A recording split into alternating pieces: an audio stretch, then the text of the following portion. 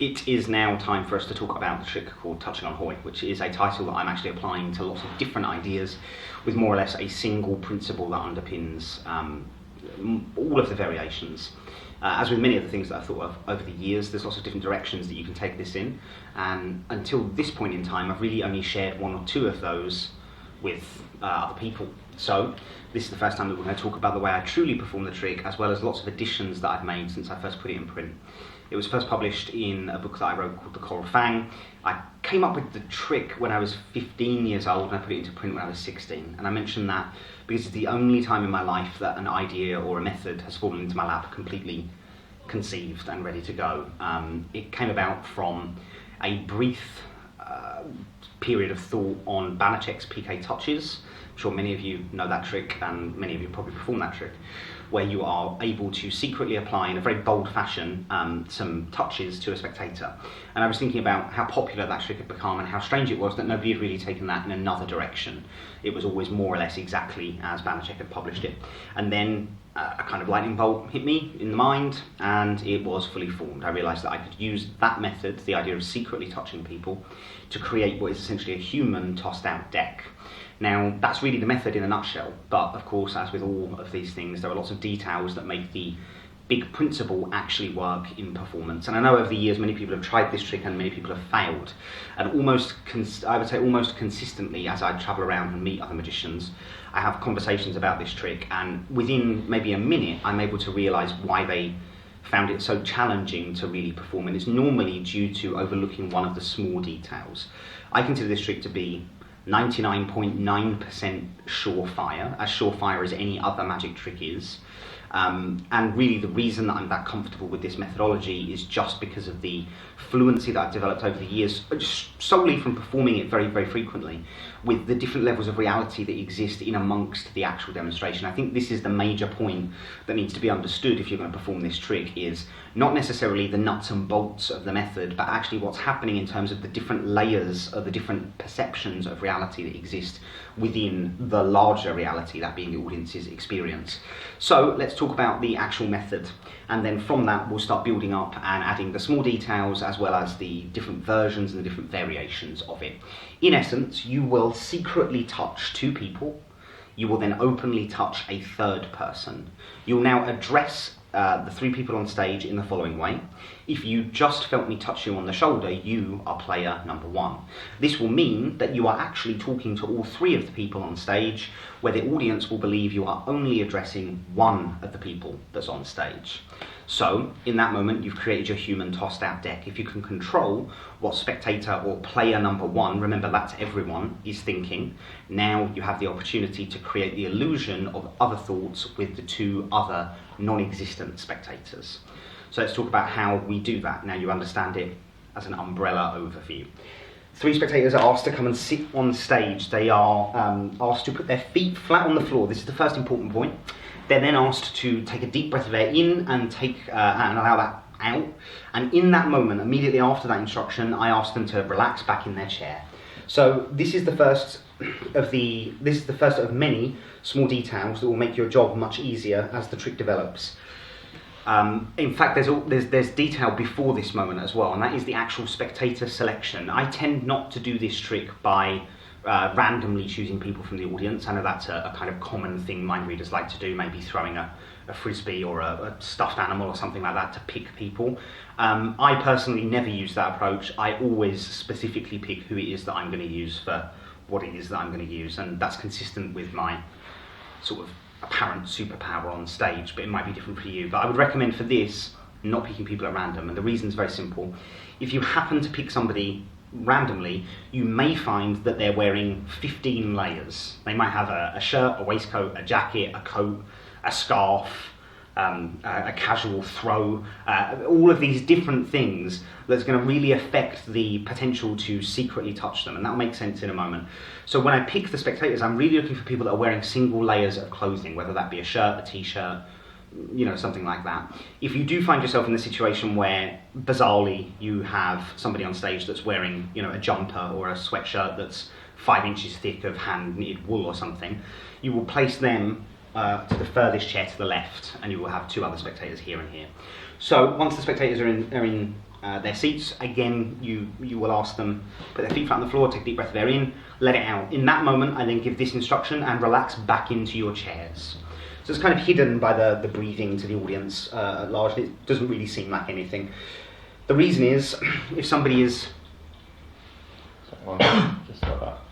Is everyone's phones on silent or aeroplane? Aeroplane. Yeah. I think the room above us, whenever the glass chain comes down, that's when we hear it. Very possibly. Yeah. So we'll just let them do their little business. Yeah. Does suffer a little.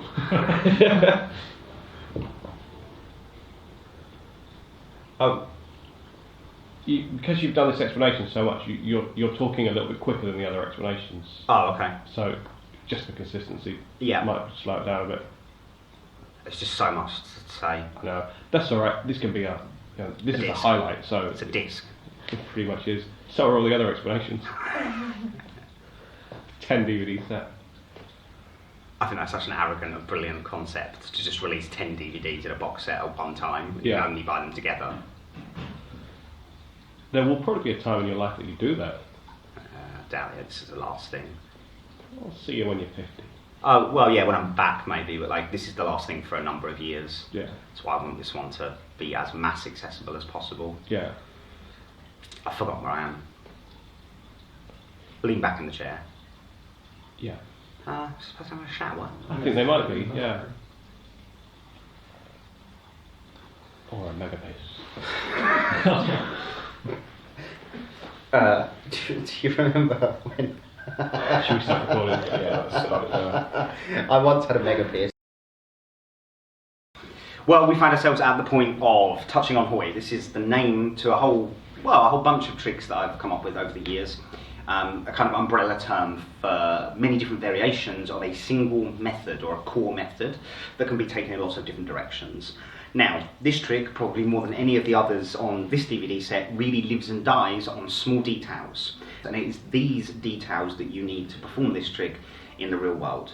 I first published this trick when I was 16 years old, and in the time since, I've added lots of details, lots of additions, and lots of new thoughts to the core mechanism that underpins the method. And also consistently from that time, I've met magicians from all over the world that have read the trick, liked the idea, tried it in their performances, and to be frank, I've had mixed success. I've met probably 50% that enjoy performing and have great success with the trick, and 50% that have tried it once or twice and decided it simply couldn't work. Ordinarily, in a very short conversation with those magicians that have had problems with the routine, I can ascertain what the issue is. Now, this to me is simply because I've created a certain fluency with the method itself over a long period of time. I understand quite strongly that the details of each element are going to create the outcome that we need. And if you miss even one of the details, there's a high chance the trick won't work. So I'm going to give you all of the information, a whole bunch of things that I've never shared anywhere else, all of the new thoughts and all of the things that I believe will take this trick and make it a surefire part of your repertoire. We're going to begin with the basic version. This is the thing that you need to understand inside and out, as well as the back of your own hand, in order to start using it to go into other directions. So, we have 3 spectators that will join us on the stage.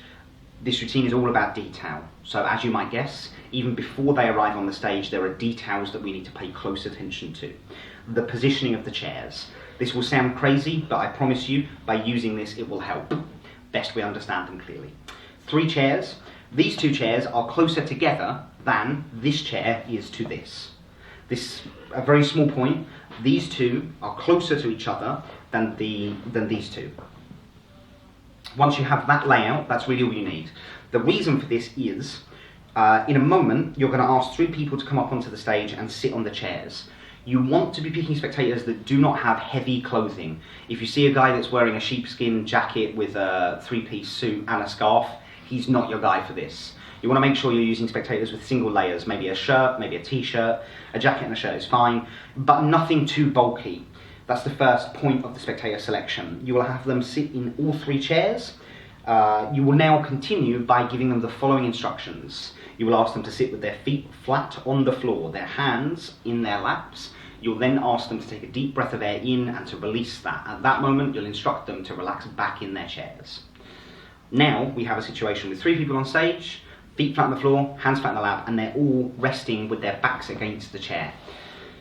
You will say, in a moment you will hear a sound. The sound that you will hear will be this. When you hear that sound, you will close your eyes and keep them closed until I ask you to open your eyes again.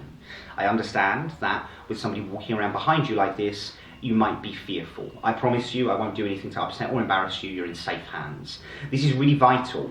You have to assure the spectators that you're not going to do something silly with them because you're asking them to sit facing an entire audience with their eyes closed. They need to be relaxed.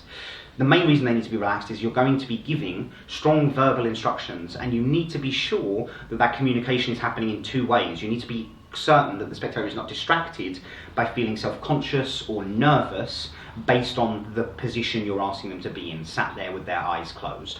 So give them that assurance. You'll now move to behind these two spectators. Remember, these two chairs, or this chair and this chair, are closer together than this chair and this chair. We will now stand in the following way. You will take your left foot and plant it directly between the two chairs. Now, it's going to be kind of strange positioning that you're going to place yourself in, but all of this will happen within a very short space of time, so it won't look strange in performance. But as we explain it, and indeed as you practice it, I recommend doing it a single step at a time. Once you understand this, you won't have any fear about what you're going to do. So, you place your left foot in the space between the two chairs and you lean over the spectators. Now I'm naturally very short, that's what I was given. If you're very tall, this is even easier. For a short person, it's more difficult because generally speaking, the people are here with me. I really am a miniature human being. So they're normally about here. But if you're tall, this whole thing becomes much easier. I'm very jealous of you. So you put your foot in between the space and you lean into the spectators, not touching them in any way. Throughout all of this, be ultra aware of any long flowing merling sleeves that you might have, or any kind of robes or anything that might swing and hit somebody, because throughout the entire thing you're going to be talking about if you just felt me touch you. It's vital. The only touches the spectators feel are those that you want them to feel. So when you lean in, if you're wearing a jacket, do your jacket up or take the jacket off, because you will have a situation where as you lean in, the jacket opens up like this. Now, the spectator, if that were to happen, will probably be able to discern the difference between a physical touch and a piece of fabric, but just don't take the risk. Do the jacket up, take the jacket off. Left foot planted between the two spectators. You're leaning over. You now put your fingers in the air and you snap your fingers in this kind of strange position. The reason for this position is because what it's going to achieve and what it's going to create for you now. This is what's happening. You snap your fingers, the three spectators will close their eyes. In your mind, pause for a few beats. You now lean even further forward, but allow your arms to come back to a natural resting point, which is here. As I am looking in this direction, seemingly to check that these two spectators have their eyes closed, I am really touching this spectator on the back. So from here, I come down, I look in this direction, and as I'm looking that way, remember, if we want the audience to look at something, we look at it ourselves. So we want them to look away from any movement that's happening over here. So I snap my fingers, I come in, I'm now touching this person, and I'm not subtle about this. I really make sure that I know that they have felt me touch them. And I don't touch them once, I touch them 3, 4, 5 times. I don't have a set number, I just keep tapping until I feel I'm ready to move on.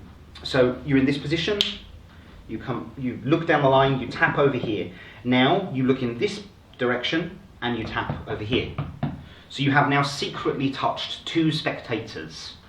The audience are unaware of this. It happens in a very short space of time.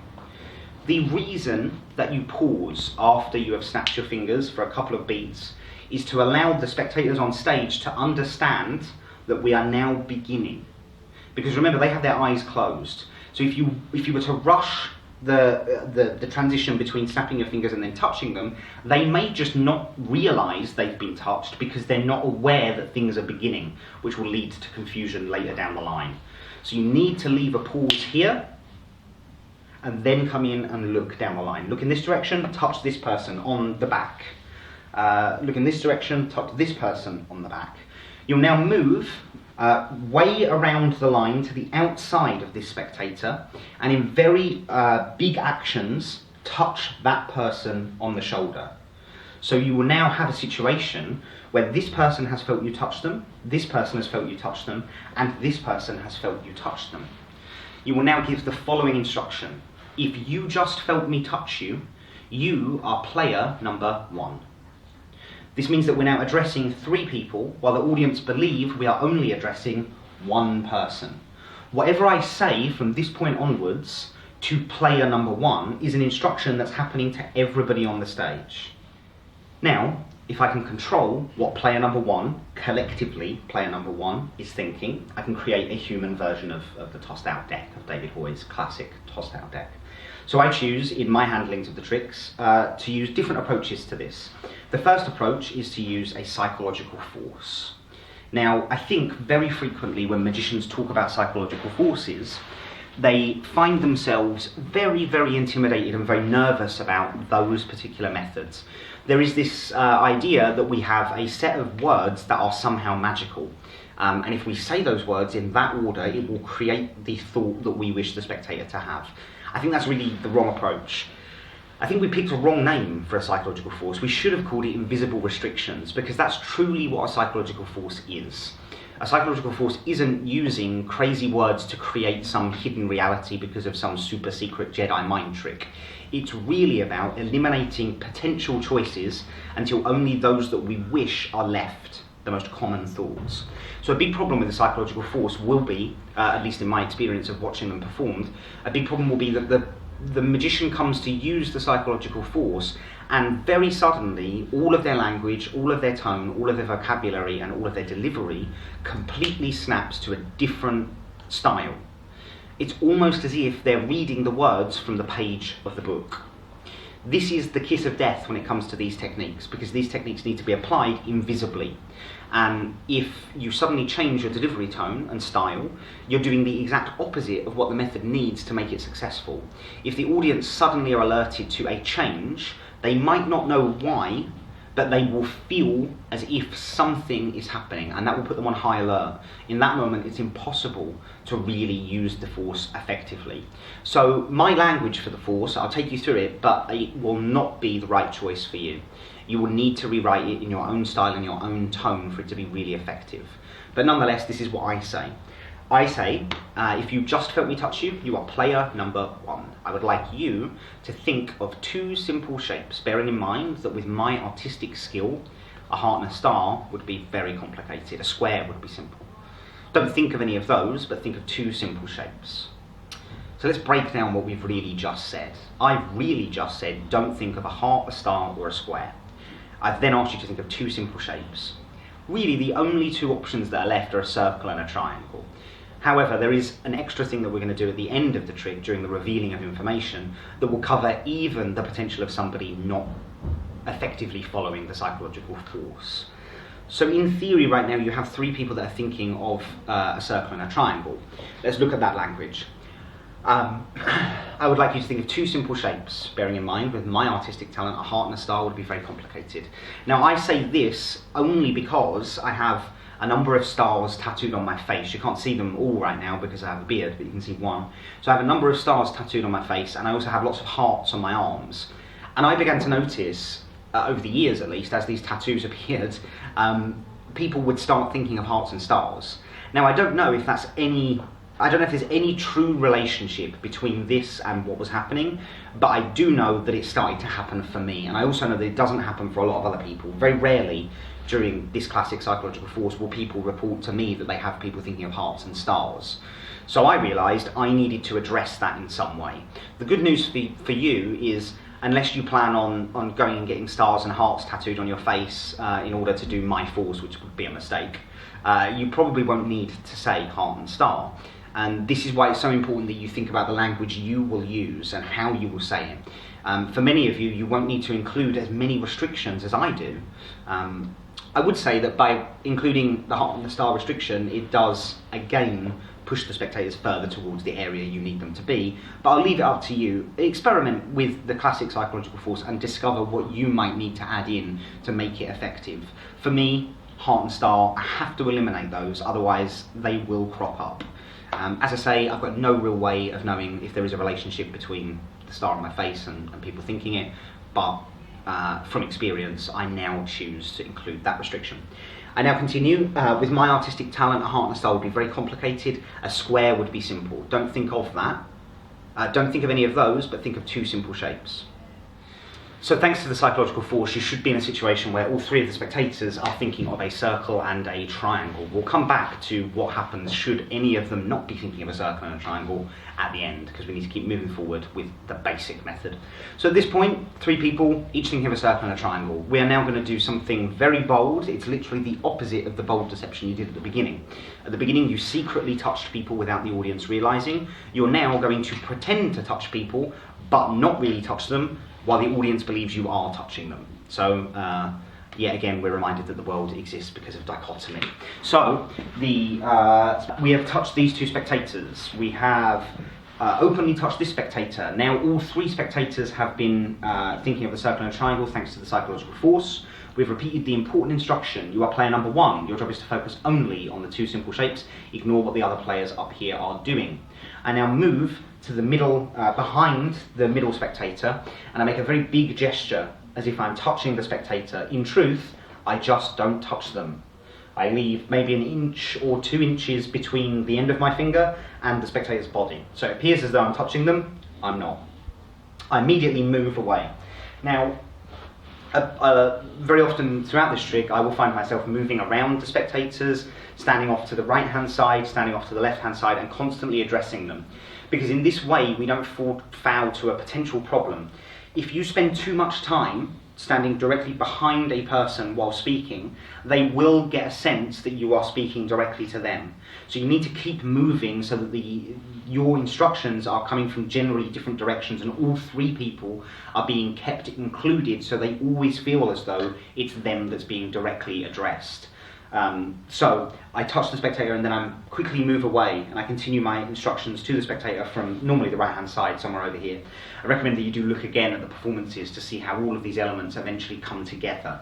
Now we have a wonderful situation. We have just touched the spectator on the back according to the audience's perception of what's happening.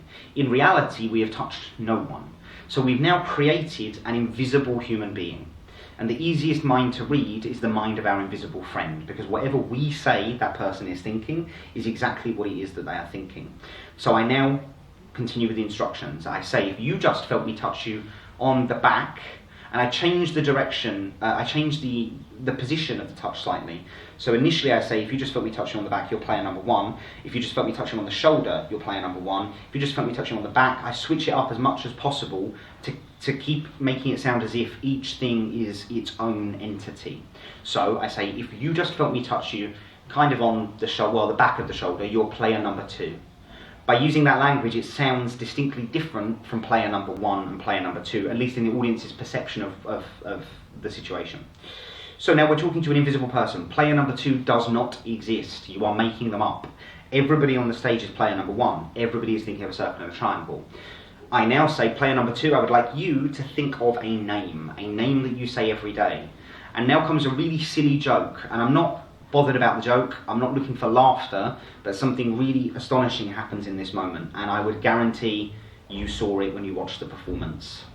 I say, I would like you to think of a name. It can be any name you would like, maybe a loved one, maybe a significant other, perhaps your parole officer, whoever it is that you have to speak to on a regular basis.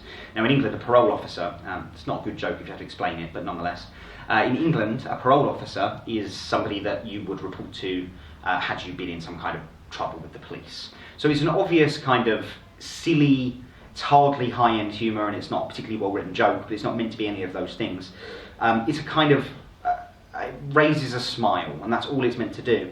And the reason it's meant to do that is it's very deceptive in this moment when, and it will happen continually, and I guarantee you saw it, the audience believes you're addressing the spectator in the centre, spectator number two. So I say, I'd like you to think of a name that you say every day, perhaps a loved one, a significant other, a parole officer.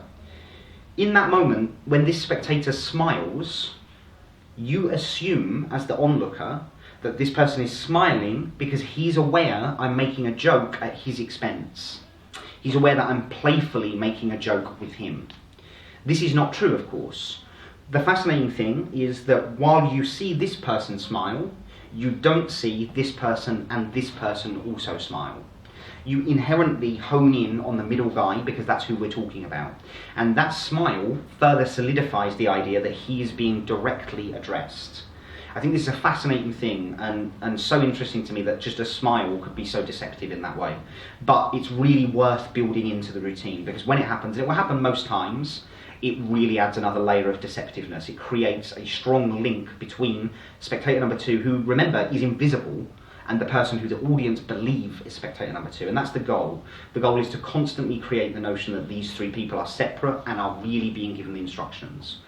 So I repeat the same instruction that I gave to player number 1. I do this for 2 reasons. 1, consistency of language, but also 2, it's a way of indirectly reminding player number 1, all of them, that they should not be thinking of anything else. So I say, think of that name, hold that name in your mind. Your job is to only think of the name. Ignore what the other players up here are doing. So at this point in the routine, if somebody has suddenly found themselves confused about whether they should also be thinking about a name, they're hearing the same instruction to this spectator that they moments ago received regarding the shapes. It reminds them that their job is only to think of the 2 shapes. Again, to be really clear, player number 2 does not exist. He's imaginary, he's not here, there is no player number 2, he's not real. Player number 3. So I move on. And I repeat the same actions. I pretend to touch the spectator. I really don't touch this person. I walk away and I give the final instruction. If you just felt me touch you kind of on the shoulder, you're player number 3. I would like you to think of a year or a date. Now this is an intentional slip of language. I say I would like you to think of a year or a date. Because when I come to reveal it, I'm going to reveal a year. And I think that this language, yet again, creates a potential for the audience to further and strengthen the link that they see with this person, because it appears as though this person has followed my instructions really well, and I'm going to continue with that language later on in the script. So I say I would like you to think of a year, well, a date that holds some significance to you. It can be anything you would like. So that's an intentional slip of the tongue, as it were. I now move away, and I asked all 3 people to open up their eyes. They all open up their eyes, and I normally do it with some open up your eyes to this warm applause or something like that, because you want to treat these people really well. You're giving them lots of instructions, you're expecting them to do lots of things very quickly, so make them feel like they're part of it. So now all 3 people have their eyes open. So let's do a quick situation check. The truth of the reality that we have is this. All of them believe they are spectator number 1, or player number 1 as I label them. All of them are thinking of either 2 simple, all of them are thinking of 2 simple shapes that we hope to be a circle and a triangle, but potentially isn't, and we'll come back to that again at the end. That's the reality of the situation. The audience believes that this person is thinking of a circle and a triangle, this person is thinking of a name, and this person is thinking of a date. There is nobody thinking of a name, there is nobody thinking of a date. We're now going to come to the revealing process, but before we get there we have to do a check. The check that I do, I walk along the line and I say, you thought of one concept, you ignored what the other players were doing. This is really important because a common problem with this trick that I've encountered in other performers is that when they're giving the first instruction, they haven't been clear enough that this spectator, which is all of them, should only be thinking of 2 shapes. And then by the time we've given all the instructions, they're in a situation where somebody is thinking of 2 shapes, a name and a date, which obviously will create failure when it comes to revealing the information. So I want to clarify here that they have only thought of one concept, one idea, and one thought. So I walk on the line and I say, you thought about one thing, you ignored the other players. You thought about one thing, you ignored the other players. You thought about one thing, you ignored what the other players were doing. Yes. Each person confirms. I'm now strong moving forward, safe in the knowledge that they only are thinking of 2 simple shapes, the thing that I instructed them to do. Now, should they not be thinking of 2 simple shapes, you're going to have to do some verbal reworking, and we'll come back to that later on. But honestly, as long as you're clear about each one of the details, you won't find that situation happening. I'm confident with the language that I use and the way that I deliver the information to the spectators that I really could move past this point without checking, but I just always check. I just see there's no reason not to be safe in the knowledge that it's working as you planned.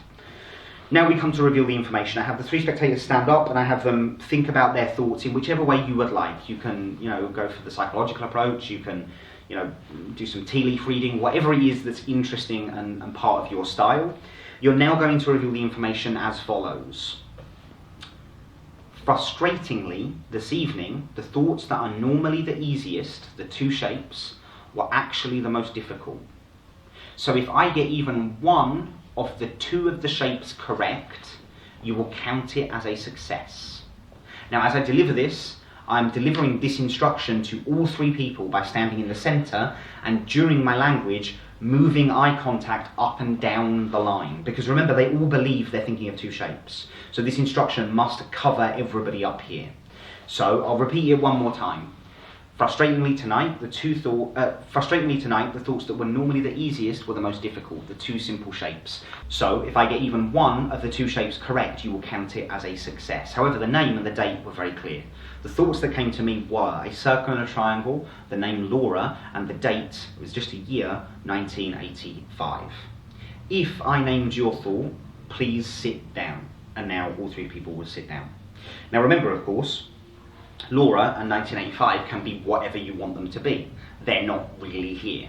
So you can change this name. One night it could be Laura, the next night it could be Peter, the next night it could be Dominic, whatever you want it to be. And the year equally can be changed regardless of what this spectator is thinking, because nobody's really thinking of a date.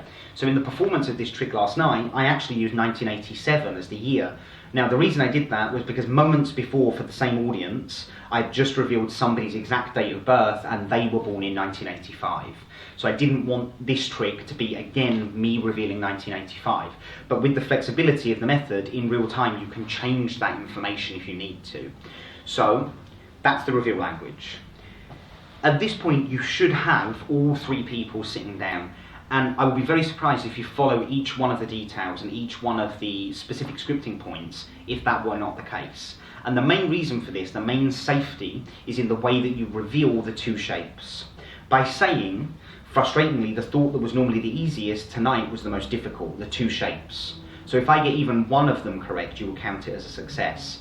We have skyrocketed chances for success, because if this person happens to be thinking of a circle and a dodecahedron, even though that's not a simple shape, you are still correct. If this person happens to be thinking of a triangle and a hexagon, you are still correct. If this person's thinking of a circle and the number 5, if they've gone completely rogue on you, you are still correct, because you only need to get one of the two correct.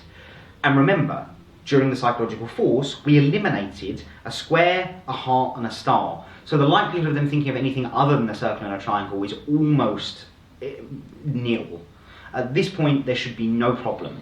This is only true if we follow each of the small details. Absolutely, each detail builds upon the next, and if you miss one, it's highly likely the trick won't work. You must follow them in a clear sequence of events. So, to make that a bit easier, I'm going to do a recap of what's happened until this point. Once you really understand each one of these elements, the whole thing becomes very easy to comprehend and really get into. So we have three spectators join us on the stage. We look for the following details: a single layer of clothing, no big jackets, no big sweatshirts, nothing like that. We have each of them sit on the chairs. We ask them to put their feet flat on the floor and relax back into their seats. We now move into this position. We move across and over. We snap our fingers. We come back into this position here. This is vital, and this positioning is vital because it's what will hide the touching. If you weren't in this position, the touching would look like this. This is very clear. So you must be in this position over them, because now when you come back, you look along the line, you touch over here, now you touch over here. You now move away from this position, move to the outside end of the chair, and with a very big action, touch the spectator on the shoulder. If you just felt me touch you, you are player number 1. This is everyone. I would like you to think of two simple shapes, bearing in mind that with my artistic talent, a heart and a star would be very complicated, a square would be simple. Do not think of any of those, but in your mind, focus on two simple shapes. You're player number 1. Your job is to only focus your mind on the shapes, ignore what the other players up here are doing. I now move to spectator number 2. I make a very large action and I pretend to touch them, but I don't. I now move away so that I'm discussing and delivering the instructions from away from the spectators. If you just felt me touch you in the middle of the back, you're player number 2. I would like you to think of a name that you say every day, perhaps a loved one, a significant other, parole officer, whoever it happens to be in your life. At that moment, it's highly likely this spectator smiles, which again solidifies the connection between the thought and the person. I now repeat the instruction. You're player number 2. Only focus your mind on the name. Don't worry about what the other players up here are doing. I now move to player number 3. I pretend to touch them, I don't really touch them. I move away. If you just felt me touch you kind of on the shoulder, you're player number 3. I would like you to think of a year or a date. It can be anything you would like. Please hold those thoughts in mind, open up your eyes. I now move in front of the line with my back to the audience, and I confirm with each person that they are thinking of one concept. I do this very simply by saying, you have one thought in mind, you ignored what the other players were doing. Yes, they confirm. I now move to the reveal process. I do whichever presentation I want. You can stare into your teacups, you can read your tea leaves, you can use your psychology. You read some minds. We now come to revealing the information. I say, frustratingly, this evening, the thoughts that are normally the easiest were the most difficult, the shapes. So if I get 1 out of 2 correct, you will still count this as success. This instruction, or this piece of information, is delivered to all 3 of the audience members that are on stage by standing directly in front of them and me holding eye contact with the entire line moving across the line. I now continue. However, the thoughts, the name and the date were very clear. The thoughts that came to me were a circle and a triangle, the name Laura, and the year 1985. If I named your thought, please sit down. And in that moment, I move away from the centre to the right, my right-hand side, so the audience can see these spectators, and I slowly deliver that line. So I say, if I named your thought, please sit down. And all 3 spectators sit down. That's the Cliff Notes version, that once you understand the big version of the trick, you should really get the way it's working here. The vital thing about the basic method is to really understand that there are many different realities that are existing within each moment of the trick. What your audience at large perceives as being truth is the complete opposite to what is actually happening up here on stage. So this trick shouldn't have been called touching on Hoy, it should have been called managing reality, because your job up here is to keep each one of the realities from becoming too blurred, but equally from blurring into each other. You want them to be distinctly separate, your deception versus the truth, but you want your truth and deception to be meeting so close that they're almost touching. That's the challenge. Your challenge is to manage each one of the realities that exist at all times. The only way to do this, the only way this trick will work for you, is if you sit there and think about what you're going to say long before you find yourself saying it in a performance. You must be 100% clear of why each element works in the way it does, and what wording you will use to achieve the element's goal. So, that's touching on Hoy. That's the basic version of the trick, and in a moment we'll talk about all of the different variations that you can do. Now you understand this core method. As well as that, we're going to talk in a little bit more depth and give you some examples of the secret touching and the false touching before we move into the other, I think, more developed versions of the trick. So now we come to talk about the second phase of the current way that I perform touching on Hoy, and I call this touching on divination. We love confusing magic methods, don't we, and with confusing magic names. So for me, touching on divination is a 2-phase routine with 3 on-stage spectators, which then flows into a mass audience Q&A. This is kind of the propless mind-reading act that you can take with you wherever you go. You just need 3 chairs and you're ready to go with an audience, and I think it looks really real and it feels really authentic to an audience as well. So the first 2 parts of that particular mini show are the first phase of touching on Hoy. I use this as a warm-up, so I bill it as being connecting with people, and then we move into the questions and answers, which is more emotionally significant. So phase number 1, as we've already talked, we have amazingly revealed the 2 simple shapes somebody is thinking of, a name they are thinking of, and then a year they are thinking of. I now have the same spectators on stage with me. They're sat down in their chair. Now here's a really interesting thought. After you've done the initial secret touching and labelling of the spectators, they're all aware of the fact that they are player number 1. This means that from this point onwards, you can address player number 1 and always be addressing all 3 of the people. So if you were to send them back into your audience, you could have all 3 of them stand up and you could still give the same instructions where you're nowhere near them. You don't have to do any more secret touching. I begin this routine by saying, one more thing, all 3 of you close your eyes for me. Player number 1, I would like you to think of a question that relates to your personal future.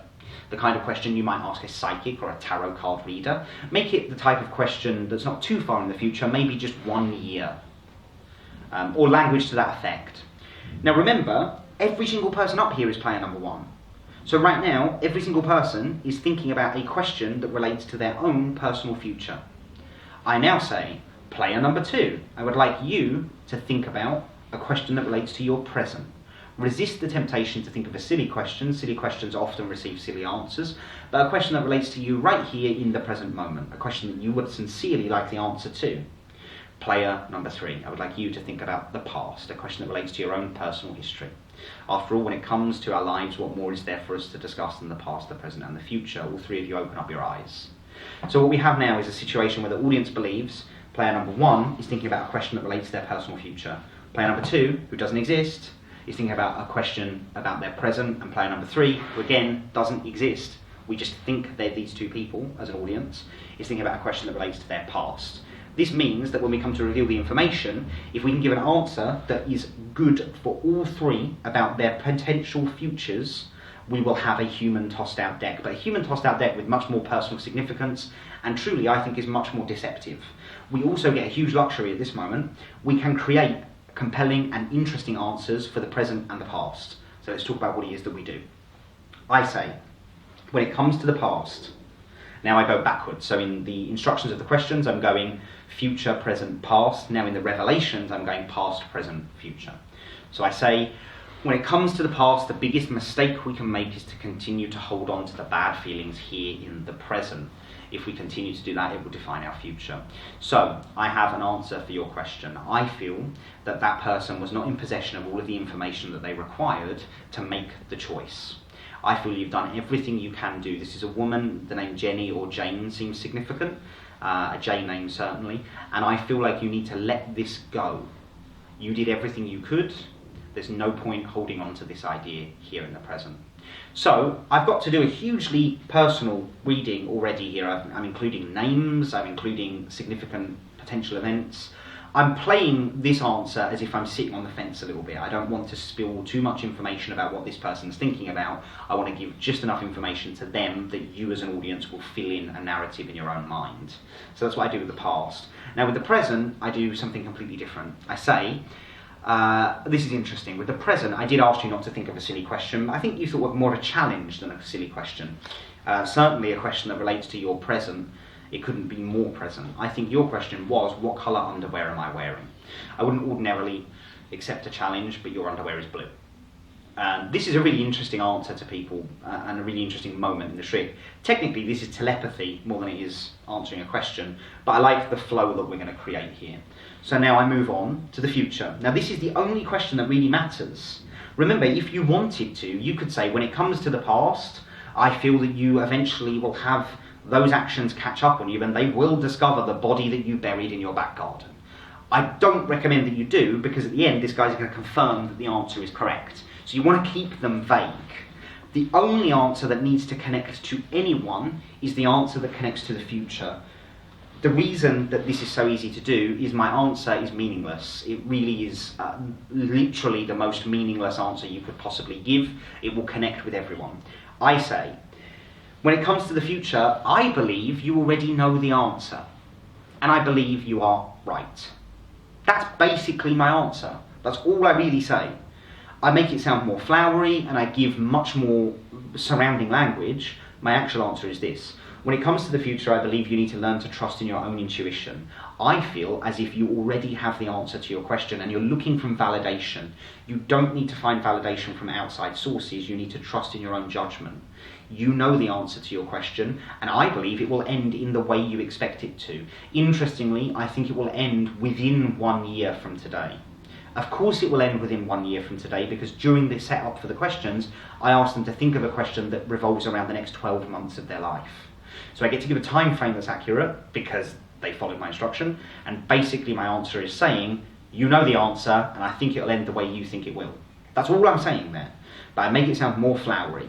I now say to the 3 people on stage, if my answer connected with you, if you understood my answer, please return to your seats. And now all 3 people leave the stage and return to the audience. So again, we have full confirmation here.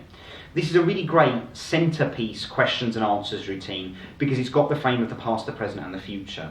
This is going to give me a great lead-in to work with the audience in the gallery reading style, and this will allow me to jump between past, present and future logically. And we'll come back to that when we talk about the actual methods that I handle for doing the audience gallery readings.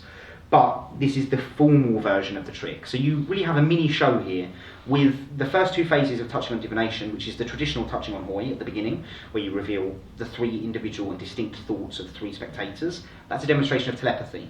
You now move into a centerpiece or formal demonstration of questions and answers with the past, the present and the future. And now you're hitting blast off, lift off, you're working with everybody in the room. It's a really nice structure and it requires 0 props. So, that's touching on divination. It's my favourite version of the trick. It's the version of the trick that I think is the strongest, and I think when you put all of it together you get a really solid prop-free demonstration of mind reading. So now we find ourselves at the version of touching on Hoi that allows you to produce the illusion of a spectator as mind reader. To be honest, I could have probably spent 10 DVDs talking about all of the different versions of touching on Hoi. I've used it over the years to create drawing duplication routines, false hypnosis routines, amnesia routines, which is going to be an element that we'll talk about within this trick. Lots of different things. These are my favourite handlings and the handlings that I use the most, to be honest, and that I think are most interesting to give you a kind of dip into all of the different things that are possible with this system. And if you really think about the core method, the idea of secretly touching 2 people, openly labelling 1 but labelling all 3 as being a kind of modular method that you can use to create different outcomes, I'm sure you'll come up with a whole bunch of things that I've never even thought of. So let's talk about the spectator as mind reader right now. This is actually a part of the routine that I don't really perform. I don't perform it for audiences very often. Many years ago I did, but more frequently these days I'm less attracted to the spectator as mind reader theme and premise. But it does academically give us a lot to talk about because of the interesting things that are possible when you use the touching on Hoi framework to create a spectator as mind reader.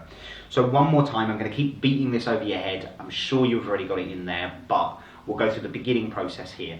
We will be using the secret touching process again if it's being done as a individual piece, as I did in the performances.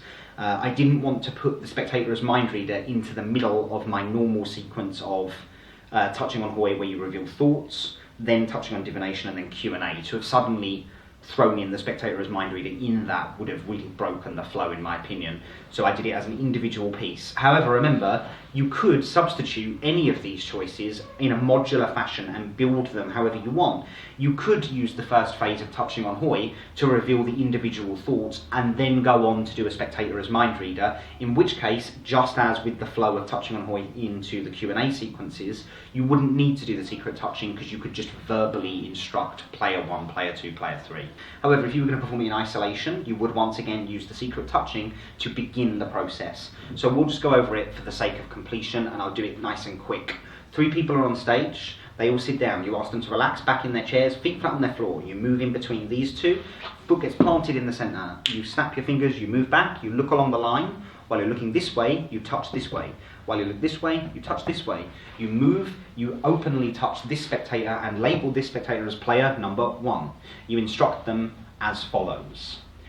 You will be the beginning of our journey with our new mind reader. I would like you to think of a red balloon. It's that simple. Do not focus your mind on anything else. Ignore what the other players are doing. Focus only on a red balloon. Now, I've always said that when it comes to mentalism or mind reading effects, there's kind of umbrella methods that we can, or umbrella terminology for methods. I always like to think of things in terms of how can I ask and how can I tell. And these are my 2 separation lines between the methods that are available to me to acquire information or to produce the illusion of knowing. So, if we think about this, almost all technique breaks down into one of these 2 categories. For example, if we were to do a centre tear, that's simply one step removed from actually asking somebody what it is they're thinking. If we were to look at the Dunninger principle, something we've already discussed in this DVD set, that really is directly asking. If we were to force a card on somebody, that's only one step removed from directly telling. In this instance, we are just telling all 3 people what to think. They're all player number 1, and we tell them to think of a red balloon. We'll come to how we tidy this up and make it make sense at the end. We now come to the false touch, we are not really touching this person, and we ask them to think of a landmark somewhere in the world. We now come to the final person, a false touch. We do not touch them, and we ask them to think of a number between 1 and 10. So the audience now believes this to be the situation. This person is thinking of a red balloon. This person is thinking of a landmark. This person is thinking of a number between 1 and 10. In reality, everybody is thinking of a red balloon because you told them to. It literally could not be easier. Now we come to the revelation process. Remember, you won't be revealing the information, somebody else will. Somebody that you say will have the power to read minds. I have that person come up onto the stage. I ask them, do you realise you have this power? Whatever playful interaction you would like with them. I now touch them on the forehead. This is an important point because you're going to get a free effect at the end. So I touch them on the forehead, I have them close their eyes, and I have them follow this visualisation process. I begin by saying, imagine a red balloon. See the red balloon floating away into the distance. In the background, you see a landmark. And then suddenly, the balloon pops, and you count how many pieces you see. It's a number between 1 and 10. Open up your eyes. In your imagination, where did you go? Which landmark did you see? She says, Egypt, the pyramids. How many pieces did the balloon burst into? A number between 1 and 10. She says 6. Now I think with this language, suddenly, the fact that we asked this person to think of a red balloon makes sense. I start beginning by saying this is the beginning of the journey. You're the one freebie. You'll be our beginning point, our departure on a mental journey, and all of those other phrases that I use when I'm performing. Look at the performance sequence and you'll see exactly what I mean. And again, over here, by using this visualization narrative of the red balloon floating away to see the landmark, finally bursting, and then you count the number of pieces, everything is tied together with this through line of the red balloon. So now the spectator will name the places that they went to in their imagination. For example, the pyramids in Egypt, and then a number, any number they want. And it can be anything. It really doesn't matter, because the audience believe this person is thinking of a place and this person is thinking of a number. They're not. Those two concepts are invisible. They don't exist. They're invisible friends. So it makes no difference whether those invisible people are mine or somebody else's. Whatever that person says will always be confirmed because everybody is thinking of a red balloon. So when it comes to turning back to the audience members on stage, the 3 people in the chairs, I simply say, so if you were thinking of either a red balloon, the pyramids, whatever my spectator said, or the number 7, again, whatever my spectator said, I would like you to return to your seats. Of course, all 3 people will, because all of them are thinking of a red balloon. So your on-stage spectator gets the credit for apparently reading the minds of the 3 people on stage. Now, I mentioned the importance of touching the forehead to apparently give them the skill or the power to read minds. The reason for this is really simple.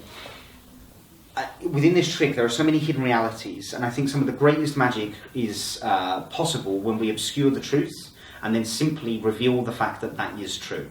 So in this instance, we've created the illusion of a spectator reading minds. I now want the credit for the spectator not knowing how they did the trick, even though they don't know how they did the trick anyway. So I'm going to return to that spectator and I'm going to say you did a great job, I'm so pleased that it worked so easily for you.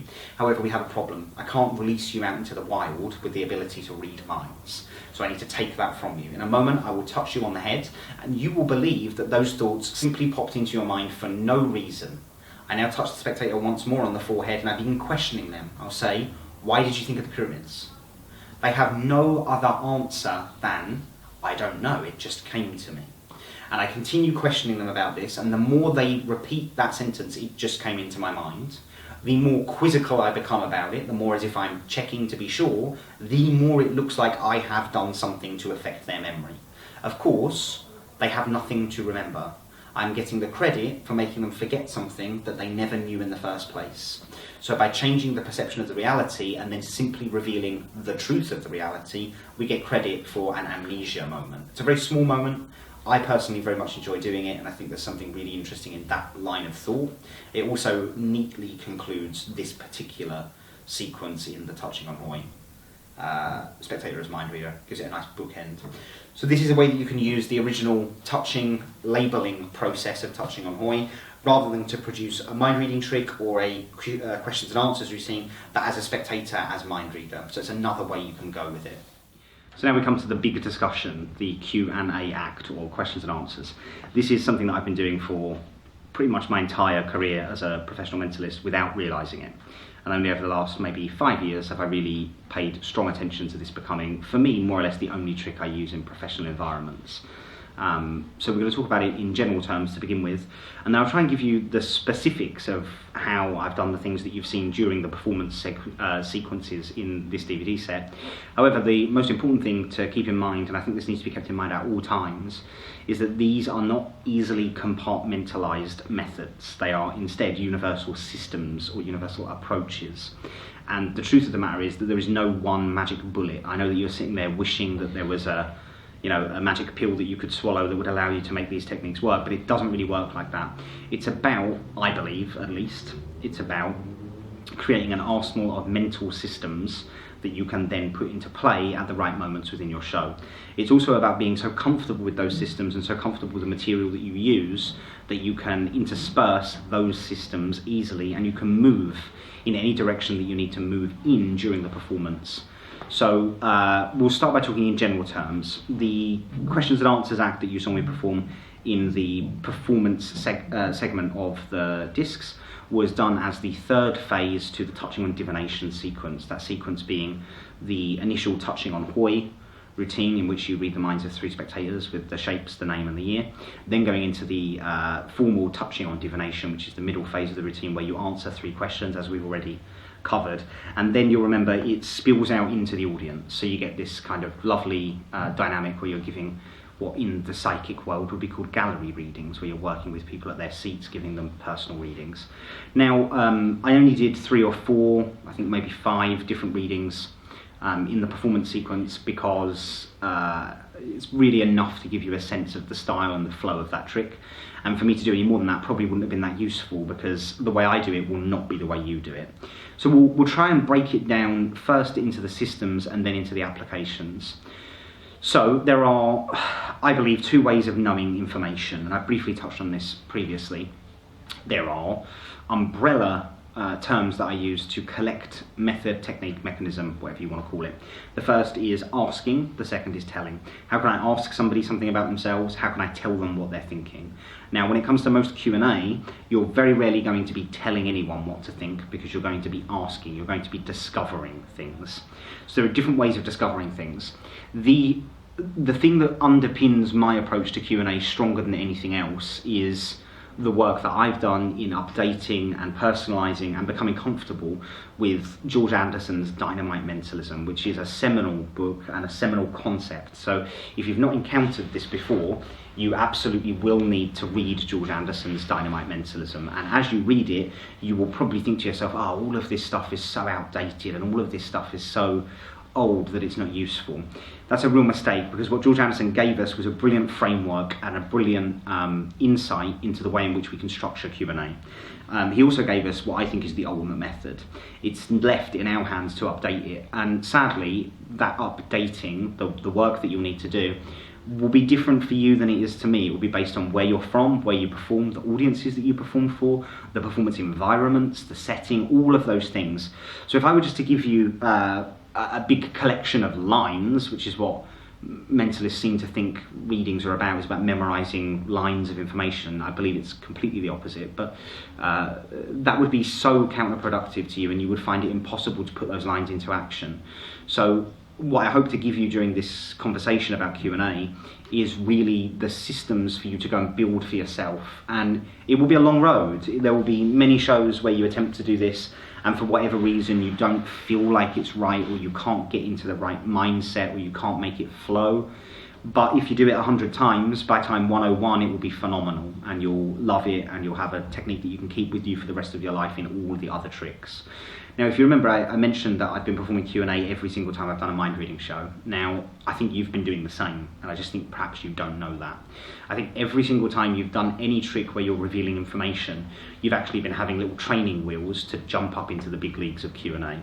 So every time you've revealed a word from a book, every time you've revealed the name that somebody's written on a billet, all of what you've learned there, all of what you've collected there, all of what you've been doing with those formal mind reading tricks is instantly applicable into the performance of questions and answers. It just requires a kind of intellectual shift to understand how you apply those systems.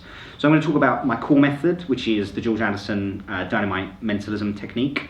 I'm then going to talk to you about something that I call the reader's alphabet, which is based on Ken DeCourcy's incredible notion of creating essentially an alphabet of topics to read about. And then I'm going to also talk briefly about an imagined oracle. This is probably my most powerful reading method, an imagined oracle. And then a whole bunch of kind of secondary or supporting techniques. And these include guessing, these include natural intuition.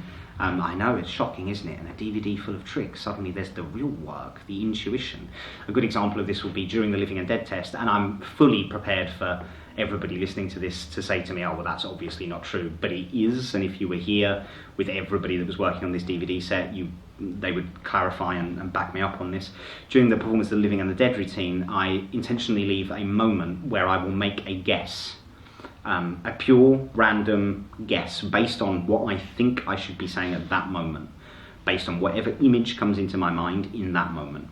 And in the performance, I mentioned an elephant, and the spectator immediately connected that to his child, and then I could form a narrative based on that gave me the reveal. I'm very pleased that was on film, because ordinarily when I talk about this, people will say to me, oh, well, obviously that never works. So I'm very pleased that we filmed it working, because you see it in action, and now I've got it on film, I'm prepared for people to say, oh, well, that's not what you were doing. But it was. The reason I choose to leave a gap in that routine for me to include a genuine moment of intuition or a genuine moment of guessing, if you want to use a less pleasant word for it, is that there's enough hard-acquired information, enough information that I've got from the billet, that should that guess have been wrong, I could have very easily stepped straight past it, but leaving the space to make the guess will allow very frequently miracles to occur. So that's kind of another point that's worth remembering. So we'll cover dynamic mentalism, an imagined oracle, the reader's alphabet, and also some supportive techniques such as literally guesswork, or perhaps sensational answers to questions, and a whole bunch of interesting stuff. So let's begin. George Anderson, as I've mentioned, gave us this fantastic concept of dynamic mentalism, which in essence is understanding that many different people go through very similar experiences based on their demographics, so things like age, sex, culture. For example, a man in his early 20s will highly likely be looking at his professional life with far greater focus than perhaps his romantic life. Basically a generalisation about a person. Now, most of George Anderson's generalisations in his book are now no longer true. I always remember the one that makes me laugh about, in George Anderson's book, he's talking to a woman in her mid to late 20s and mentioning how she's got much stress right now because she's not sure whether she should take things further with a man. And you just realise how quickly culture changes, you know. But anyway, making generalisations based on age ranges is a really powerful thing to do, and then constructing readings based on those age ranges. Some great resources for you to do that. The first book is Passages by Gauchini. This is a book that is subtitled Predictable Crises in Adult Life. This is a book written by a psychologist that examines the common traits that we will encounter as our life continues and our life grows and we age. Obviously, the concerns of somebody in their early 20s are very different to the concerns of somebody in their mid-50s. If you view it in that way, you start to realise that you can create overarching readings for individuals. For me, I turn, for example, a reading for somebody in their early 20s, a man, I will always focus on career. Now, with career, with the way everything works in the world right now, my readings for career will always be something along the lines of, the first feeling I get about you is that you're the project junkie, you're the guy that gets this great surge of adrenaline early in a project, but your problem more or less is encountered towards the middle of the project where all of those feelings start to slip away, and then suddenly you crave that excitement of starting afresh and starting new. So you find yourself being split, and your attention being split from one project to the next. You need to learn to really follow through with the projects that you begin with. So I think, you know, we can all think back to a time in our life when everything was exciting, everything was new, and everything was shiny. You know, a great sentence, especially when it comes to magic, is the idea's easy, but the execution's hard. So everybody's full of ideas, but it's the execution that really, you know, is the challenge. So it's very predictable that men in their early 20s are going to be kind of like that, early to mid-20s. But then equally, I will start using other techniques alongside the George Anderson approach to things. So at the core of everything, I've got my they're not memorised. This is another thing, they're not memorised. Because if you memorise stuff, like if you read books on cold reading, it tells us to say, you know, ridiculous things like Barnum statements, like At times you can be the life of the party, but other times you're quiet and introverted. I don't think this is deceptive if it's done like that. I think it sounds more like comedy than it does anything else. I think it's very clear to an audience that you've said one thing and then said the exact opposite. I think those kinds of statements are very difficult to make in a deceptive way. For me, the kiss of death with all of this is to have lines that you've memorised to then later regurgitate. I don't think you should be memorising cold reading scripts. I think you should be creating themes that you are able to passionately talk about and themes that you're able to connect to other people around you. So you have, in my mind, better than memorising the readings that George Anderson presented is to look at the themes that he found to be universally connected to audiences. So they're themes such as travel, health, education, sex and love, careers, ambitions and goals, and money. These are pretty much covering everything anybody could ever need to cover. Herb Dewey, another fantastic writer on these subjects, originated the very easy acronym, the SCAM, or MATCHES, depending on which one you prefer, to help you remember these specific areas of interest in people's lives. So travel, health, education, sex, love, career, ambition and money. If you really were to structure one reading around each one of those themes, you would pretty much be talking to everybody in the room, more or less. So I have a base kind of collection of themes that I wish to talk about.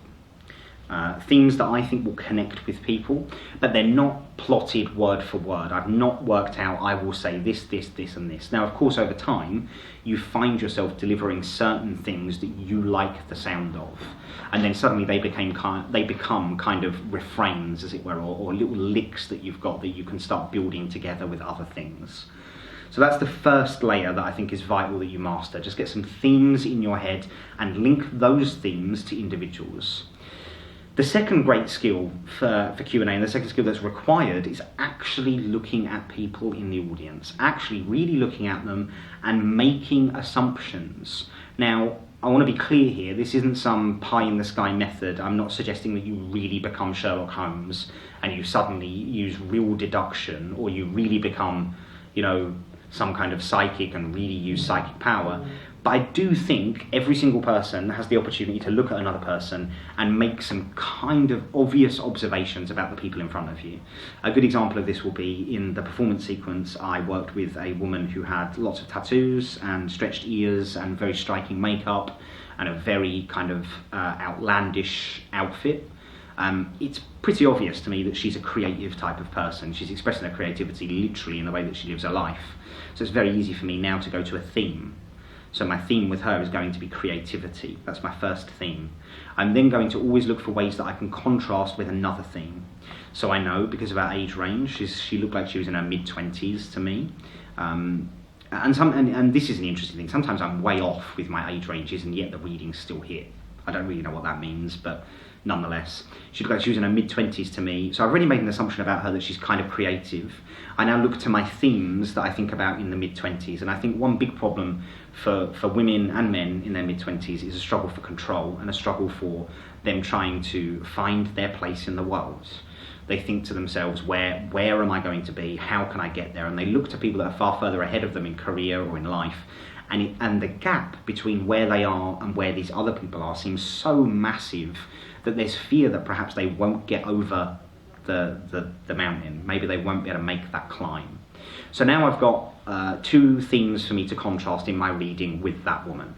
I talk about creativity, but I also talk about fear of her not achieving her best work. So suddenly I'm building a small narrative in my mind, and I'm talking to her as if I was talking to myself based on my own experiences. I use my own personal experiences and the experiences of those around me to inform what people may feel, as well as things like passages, and I read a lot of women's magazines, which are fantastic for this. Lots of like Cosmopolitan and things like that talk about emotions and feelings very often. They also have these incredible surveys consistently where it says things like 75% of women believe that. That's good stuff. If 75% of the people that read their magazine believe it, you should remember that.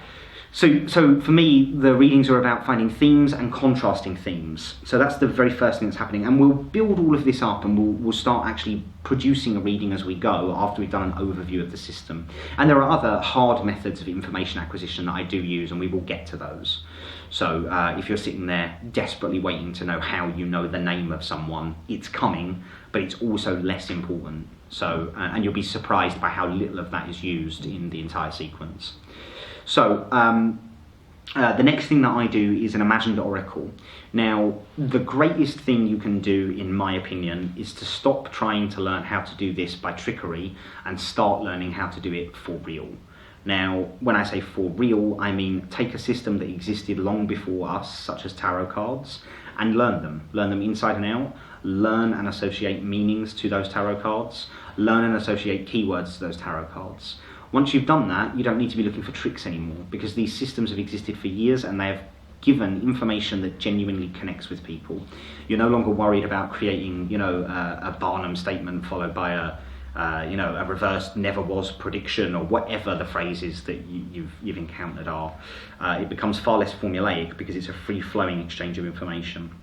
And the other great thing about having an imagined oracle such as tarot cards, again in the performance sequence, I think I did this, I hope I did because I wanted to talk about it. I very often say to somebody, it's interesting, when I look at you I see a tarot card, it pops into my imagination. When I look at you I see, and then I talk about it. I did do this with the High Priestess. So I said, when I look at you, I see a tarot card. The card that I see when I look at you is the High Priestess. And now I get to just describe what that card means and the ways in which that might connect with the person. So there's no trick here. There's no trick. I have memorized tarot cards in my mind. I'm imagining that they are being shuffled. I'm seeing one, and then I'm reading that card to somebody. I'm allowing the person I'm looking at to bring one of those cards to mind. Now, I'm not suggesting that there is some true psychic power happening here. I'm not thinking that, in that moment I am psychically connected to them. I am thinking that this is a system of information, and that's really what matters. So even if you were to memorize, I just use Major Arcana cards as well, I don't use the Minor Arcana at all, but if I have this system, it gives me information to talk about. So when I see the High Priestess, I can say, for example, and these will remain pretty constant for me because they've become locked in over time, but with the High Priestess I might think about nature, because that's one of the things that she represents in the tarot cards. So straight away I have a theme. So let's remember, I'm constantly building themes based on assumption, based on age ranges, and then based on an imagined oracle. So right now we have a couple of themes here. We have creativity, we have a fear and a lack of control, a desire for control, a desire for progress and movement, and I have nature. And even if it were 6 months from now that I was doing this reading, it probably would be quite similar in terms of its themes to that spectator, because those are the things that come into my mind immediately. So I might start constructing a reading that revolves around the ideas of.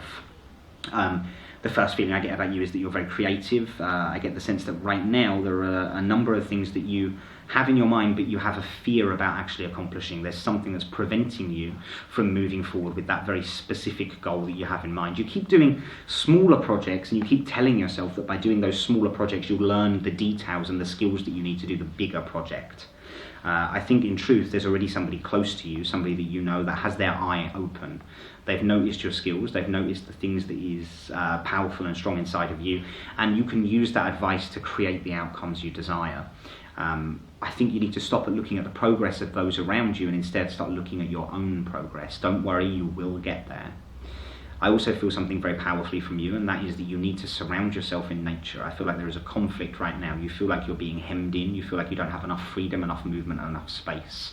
Spend an hour a day in the park and suddenly you will feel far more fulfilled. Connect back to nature and allow it to inspire and inform your own creativity. So you can see out of nowhere, we've just created a very kind of specific sounding reading. And it is specific because I'm not trying to trick anyone. The great thing about the setup for the Q&A that I use is that by using the touching on divination sequence as the lead-in, I am now free to speak about the past, the present, and the future. If you really watch the performance sequence of the Q&A that I did, it's mainly about confirming and connecting. That's basically all it is. In that entire sequence, there are 2 pieces of hard information. There are 2 pieces of information that I knew about people in the room before the show began. And I knew those because I got hold of the guest list or the box office or whatever it happens to be.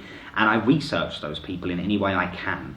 And I find out a couple of pieces of information. I only need 2 2 pieces of information, and now I can do 10 readings.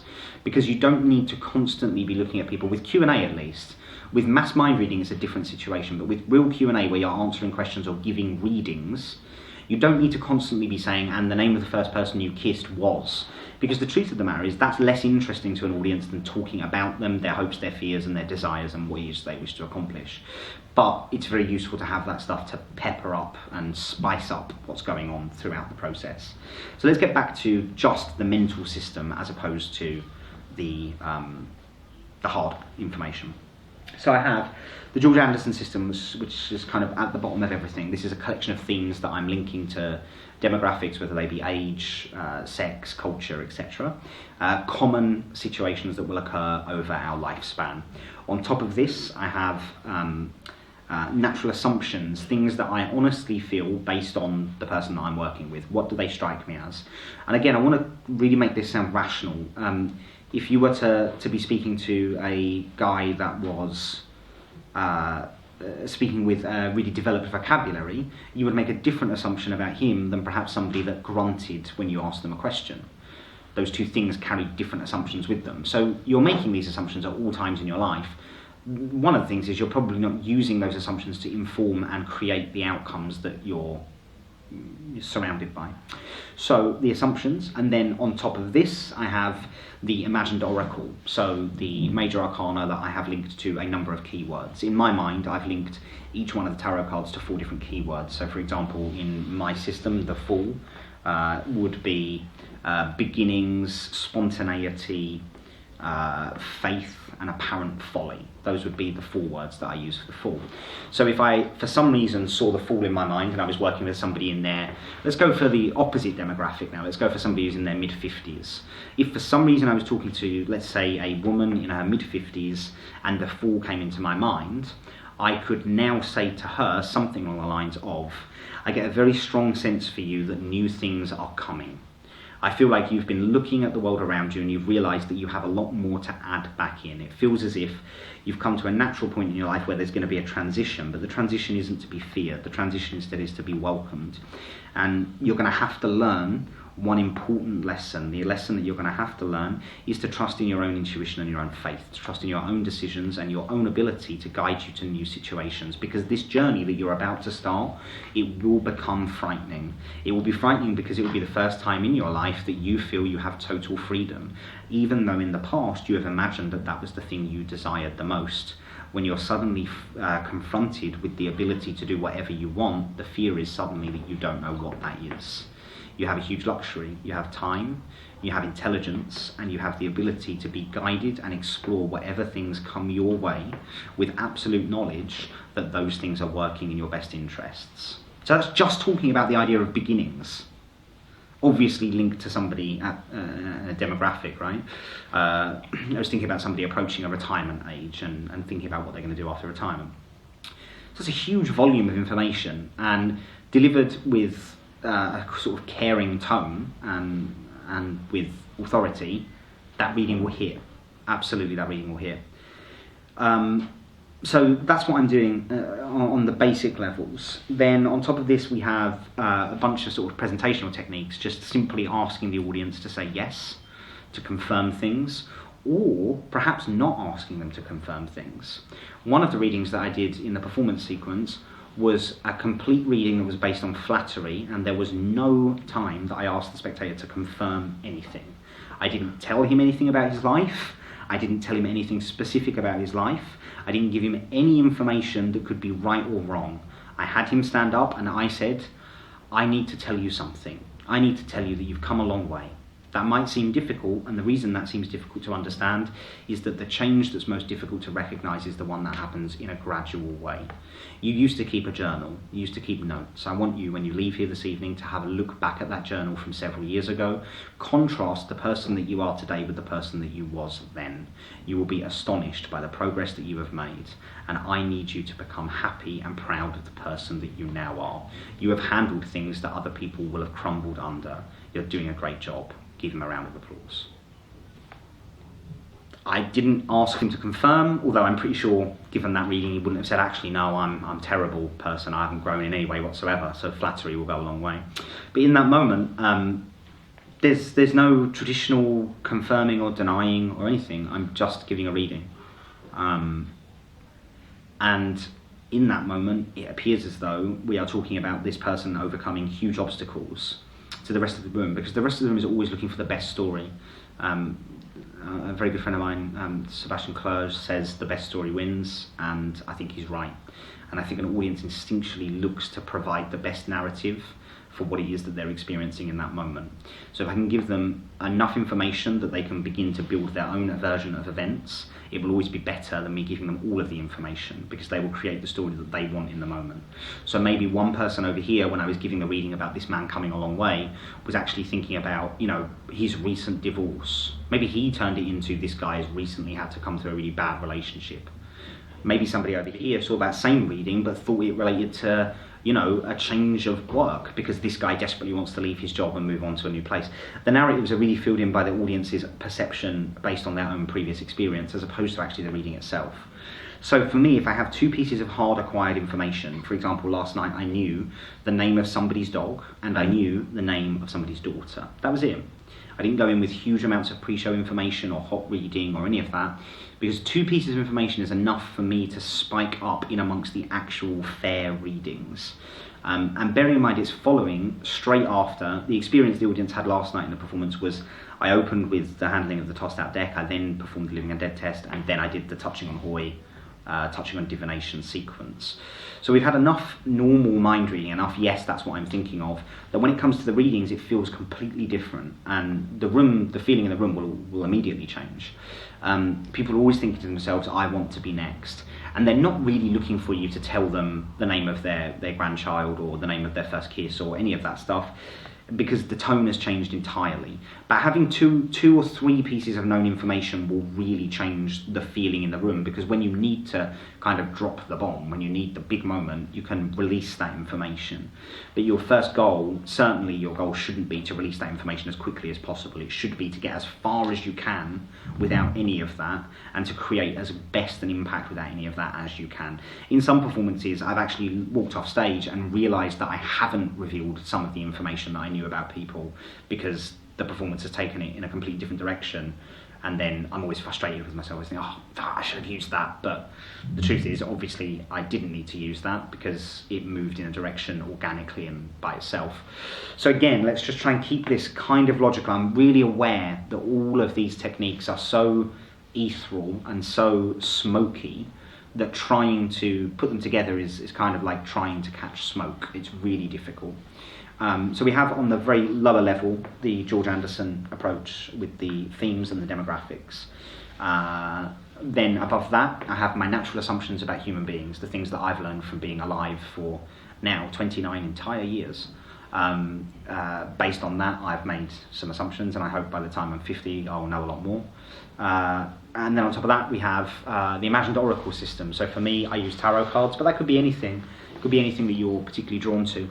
But I cannot stress the value in learning a real reading system. I think it will really improve what you do, and mainly because it will excite you and it will open your eyes to many different themes that perhaps you would never have come to without them. So I use Major Arcana, 22 cards, not that hard.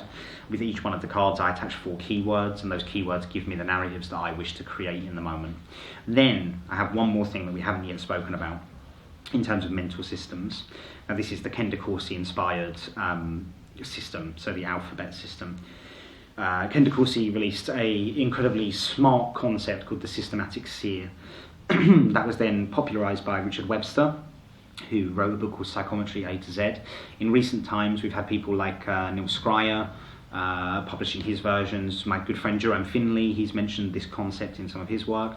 I think since many people, myself included, came to the concept through Richard Webster as opposed to Ken DeCourcy. But Richard Webster really opened this up to many different people, and I think probably most people watching this, if you've been doing mind reading for any length of time and this sort of stuff is interesting to you, you probably already have your own system, because it's such an easy thing to implement and it's so powerful.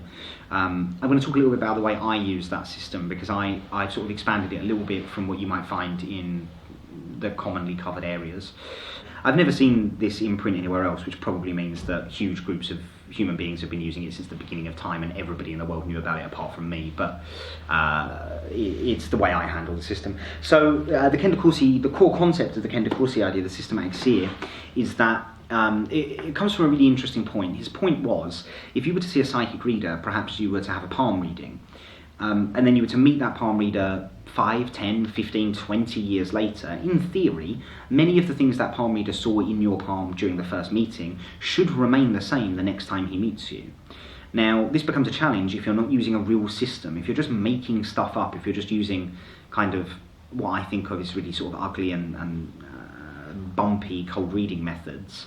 That won't be true. It'd be very difficult for you to remember meeting that person even a year in the past, let alone 10 years in the past. So Kendo Corsi brought up this brilliant idea of creating an alphabet of keywords, so A through Z, and then taking each one of those letters and linking them to keywords. So in my system, A stands for activity. It also stands for abundance, but we'll talk about the way this works in a moment. In the original Kendo Corsi notion, you then used the letters in the person's name to create the reading, because the next time you met them, you could ask their name without appearing to be suspicious. It's not an unusual activity, and yet the reading would remain the same. So when they told you your name, their name, you then had your reading. It's a real genius piece of beautifully elegant, simplistic, but utterly effective thinking. So let's say we were giving a reading for somebody called Ken. In my system, K stands for knowledge, and it also stands for knowable. So knowledge and known information, and these give me 2 themes. Then E stands for energy and enthusiasm. That gives me another 2 themes. And then N stands for negativity and new beginnings. So that gives me another 2 themes. So right now I have 6 themes that I can talk about with this person. Based on the fact that he's called Ken. But remember, I'm always going to be contrasting and comparing and trying to create a conflict between these issues, because where there's conflict, there's metaphor, and where we can create metaphor, there is a meaning that will be perceived by the person that's receiving the metaphor as a reading. So, for example, I might say, so the first thing I feel with you is that you're on a kind of personal journey to really understand the world around you. I think at times you find yourself in situations where you look at things and you really just can't understand why they're happening in the way they're happening. And I don't mean, you don't know how to make the DVD player work. I mean you're at a point in your life where you are beginning to ask yourself really deep questions, and you're finding it challenging. You're looking for information from every side of you. You're looking for gurus, you're looking for answers, you're looking for scientists and mystics and sages, and you're looking for that understanding of the world around you. But I think this really relates to something that's happening on a much deeper level. I think you've been invigorated in a new way to understand yourself. But it's not just yourself, it's actually more about understanding your position and your place in the world around you.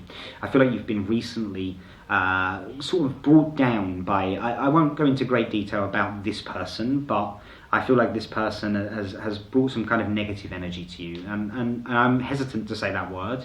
I'm hesitant to talk about negative energy in any real way, but I'll say that we've all met those individuals where they walk into the room and suddenly the tone of the room changes entirely. And I think there's a person in your life right now, they're a little bit taller than you, and in fact they've got blonde hair. And they remind you of somebody from your past, somebody who was a little bit more controlling than them, but you can see shadows of that person from your past in this person in the present, and they're bringing you down. They're creating a scenario where you're desperate to find the answers to these questions. You want the answers to these questions, and you want discussions about these topics, but they just won't do it. They keep saying, just stick to the straight and narrow. I think the best thing that you can learn to do is to remove yourself from the negativity, not by removing that person from your life, in fact quite the opposite. I think there's much to be learned in their approach to the world, but the best thing you could do is use that negative energy to create a positive outcome. I think in helping that person, and instead of just looking at them and saying to yourself, oh God, I can't stand being around this person, you will actually learn the things that it is that you feel you need to find out. So this is an imagined reading. Obviously I don't have anybody here to work with one-on-one. It's an imagined reading for somebody called Ken. Now, something that's happening here, as I said, I'm literally taking the keywords and I'm contrasting and comparing each one of the themes to create a narrative. And that's the only way I can describe it. It's not about memorising lines, it's not about memorising situations, although in a minute I'm going to give you a whole bunch of lines to memorise, but it's not about memorising lines, it's not about memorising situations, it's about becoming comfortable with the creation of human narrative, with understanding the stories that exist and understanding the stories that commonly occur in our lives. So I have my Kenda Corsi system at the top here. Let's imagine this. I have A through Z.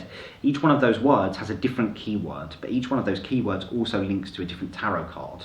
So I have two sequences running at once. To begin with, I have A through Z. A for me is first activity and then abundance. Now the reason it's activity at the top is because this is just a natural theme that I can talk about. So for example, I look at the system and I think of A and I say to myself, activity. Now I will use as much as I can to talk about that particular theme without using the word activity. This is all Richard Webster. In fact, my original system is the reading 4 activities based on Richard Webster's Psychometry A to Z. It's so worth reading.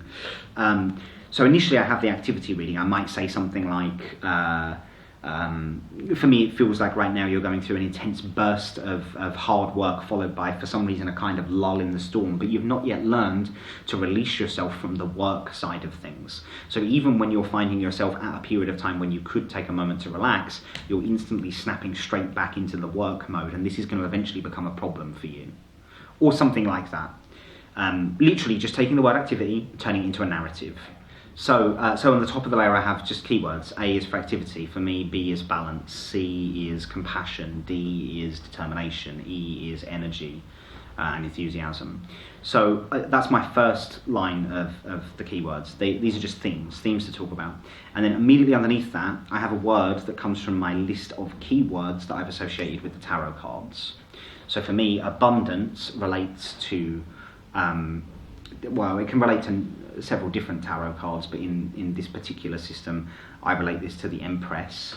The Empress, of course, being the kind of motherly energy within a pack of tarot cards, mainly associated with abundance, nature, and sort of the senses in many ways, like a sensual, in the truest sense, not sexual, but involved in senses like touching and hearing and so on. So as soon as I'm now back through another system with a keyword to my tarot card, which is abundance, and now I'm straight back at a tarot card. So now I have activity and abundance, maybe an overwhelming amount of activity, but equally maybe it's an overwhelming amount of activity that's creating a sensory overload. So all of this is so hard for me to explain because it's happening instinctively and it's happening based on the systems that I've placed in my mind to tell stories. That's all you're doing. Q&A is telling stories. It's telling human narrative in a way that will connect with the people around you.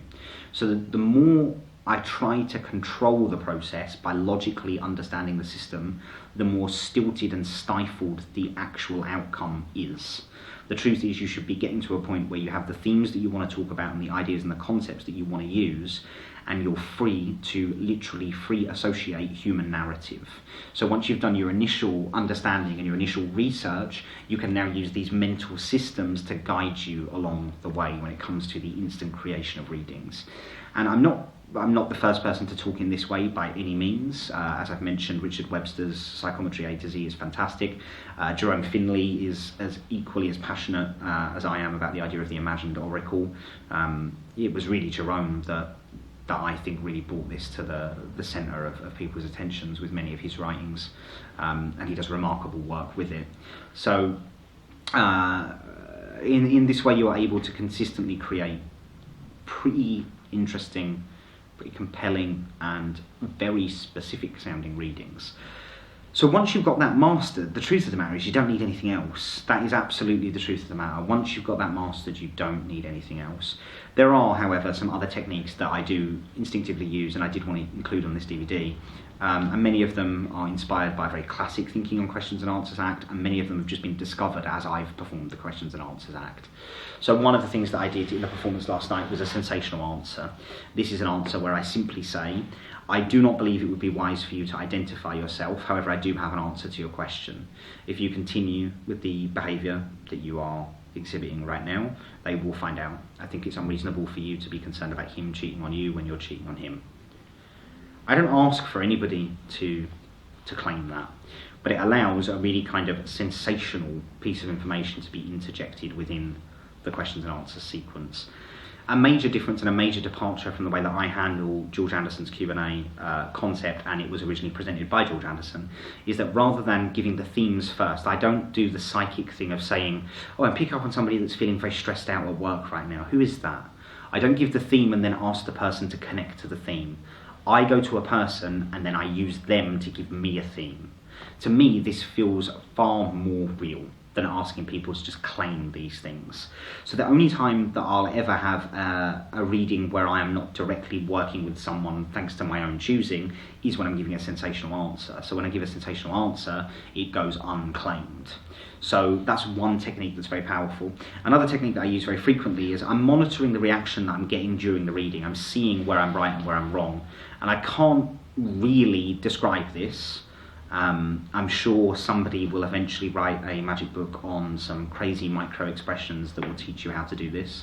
I won't be that guy and I won't read that book, but I'm sure it'll exist somewhere, and I don't think it'll be that useful, because the more you try and teach these things, the more difficult they become to understand. You already know this, you already do this. Just from being a human being that's alive, that's managed to survive until this point, you have become very good at these things. So in a conversation, you can gauge whether the person is agreeing or disagreeing with the things that are being said. You do this all the time. You do this as a survival mechanism. So when I'm giving a reading, I can tell how accurate or how inaccurate the reading is based on what I'm getting back from the person. So a good example from the performance that I gave last night during the Q&A, I began a reading with a couple, and I very often do this. I very often spin the narrative and then pull somebody else in and then contrast and compare the narratives with that person and then have them, make some kind of declaration and statement and things like that. But that's just all presentation, and that's me. That isn't really what anybody else would do. But towards the end of that particular reading, I had created a kind of imagined narrative in my own mind that this was a highly creative man that started many projects but rarely followed through with them, was addicted to the adrenaline that was surging through at the beginning of the project, but it was really the execution that was the problem. I then brought in his wife, or his girlfriend rather, and I explained that she was somebody he needed to listen to more because she's encouraging, but they butt heads at times, and most of the time he doesn't realise the strength that she can give him. All of this is just good advice, isn't it? Like, shouldn't you listen to your partner a little bit more? Shouldn't you take their great strengths and use those to make you better? Isn't that what it's about? It's just kind of all good advice. There's nothing that difficult about it, is there? So in that moment, I then continued the narrative by talking about a project, and I ended the reading by telling him, after the reading had flowed really well, I said, "Good, you need to finish your book. Take a seat, give him a round of applause." There was no option for him to confirm or deny that he was working on a book. I also didn't say he was writing a book. I said, "You need to finish your book." So perhaps he was reading a book on the way here. Now the audience at large probably turned that into a narrative based on what came before it, that this guy's writing a book, maybe he's writing the next great novel, because that's the best story, that's the story we want to believe. We want to believe that we're surrounded by intelligent, creative, brilliant people that are going to achieve brilliant things, and we were there the night when. The truth of the matter is that guy may have just been, I don't know, maybe he's got a book that he needs to finish reading. Maybe he's got a book that he needs to start reading. Maybe he has thought about writing a book, but he hasn't done it. Maybe his girlfriend has been telling him to write a book. There are many different possible options here, but if I don't see one of them immediately connecting, so in that moment I could just get a sense that he wasn't on the final page of his novel, right? Like he didn't respond really strongly to that idea or that concept. So I saw that in that moment, and rather than push it, I simply said, "Sit down and give him a round of applause." And that was the end of the reading, because we're so invested in the narrative and we're so invested in the story that in that moment we've created a really strong connection as an audience, but also we've created, more importantly, a strong connection with the individual, because obviously he's been confirming up until that point and he feels as though you do really know him. So there's another technique that I often use, which is just simply don't ask for confirmation. And I think this combined with the system is really where you need to be heading. So using that system to be able to create really fast readings, really detailed and intricate readings, a good understanding of cold reading will help, like an understanding of why those techniques work. But more important than a good understanding of cold reading is a good understanding of language. Really become interested in language, become interested in the way that you can structure sentences, become interested in the way that you can involve people with language. I'm being kind of hesitant to recommend any one technique, because it's my personal experience, and I'm sure many of you will disagree with me on this, but it's my personal experience that the more I've tried to make this formulaic, the less effective it's become. I believe the right option and the right answer is to become completely comfortable in the moment on stage and then follow the themes and ideas that come into your mind in that moment, and to use those themes and ideas to create contrast, conflict and narrative. So when combined with things like sensational answers, which gives us a nice moment within a Q&A, non-confirmation of information, as we just discussed, that also gives us a great moment in Q&A. And then just 2 pieces of known information, which in the performance last night, I knew that somebody's dog was called Poppy, and I knew that somebody's daughter was called Phoebe. And based on this, I was able to get huge reactions from these moments. So I found out those things by looking at the guest list and then doing some quick research. I found one person on Facebook and one person on Twitter. And then I have those 2 pieces of information. Now you must absolutely resist the temptation to go digging for hours and hours and hours and hours and hours, because it won't help you. That people don't want mind reading tricks from Q&A. They want connections and they want readings. And they want readings in the truest sense of a deeper level than just saying, you went to Middleton High School. The minute it sounds like that, then the gig's up, the gaff's blown. They know, like, it's not what it's about. So 2 pieces of information, and you'll notice that I actually I had a beautiful moment of synchronicity, and I do believe that the more you do this, the more synchronicities will occur for you, and the more aware you are in the moment, the more you'll start to see how you can tie together invisible lines. And it's in the creation of invisible lines that great moments of spontaneous miracles will occur. So last night I had a woman stand up and I spoke about creativity and da-da-da-da, and then I moved on to the imagined oracle, where I said, when I look at you I see the High Priestess. And interestingly, with the High Priestess, there's actually a moon on the card. And then she said, oh my God, yeah, I've got this on my arm. And she rolled up her sleeve and she had a moon tattooed on her arm. Now, I didn't know that. Now, I know watching it, perhaps you were thinking as a magician that I'd noticed that somehow as she walked in. I genuinely didn't know that. That was a moment of synchronicity for me, and it was as amazing to me as it is anybody else. It's slightly annoying that it was on her arm. I wish it was kind of hidden in the middle of her back, so everybody would have known that I wouldn't have known, but I didn't know. And in that moment, it was only possible because I was able to take a moment to describe an element of this tarot card. Had I not done that, that would never obviously have happened. So I do think the more you do this, the more you start to see synchronicities. And I'm sticking with this particular reading because I knew the name of her dog, or her boyfriend's dog. So when I then saw this, when I then described the tarot card and I spoke about a moon, I kept saying to her, why does Luna connect to you? Now, Luna is just another word for a moon. Now, if she had said, it doesn't connect to me in any way whatsoever, I would say it's really interesting. It keeps coming back into my mind. Very often, it's a big challenge for me is to solve the puzzles. I'm not entirely sure why Luna would be important right now, but I hope we can make sense of it a little bit later. Let's move on. And I'd skip straight past it. But in the instance last night, by including that, by just talking about the moon, and I got that moment of strong hit, and then I said, it's Luna, something about Luna. Why would that make sense to you? She then said, well, that's my dog's middle name. First things first, who gives their dog a middle name? I've never had that happen before. But in that moment, she's now created the perfect moment for me to release the information that I had about her.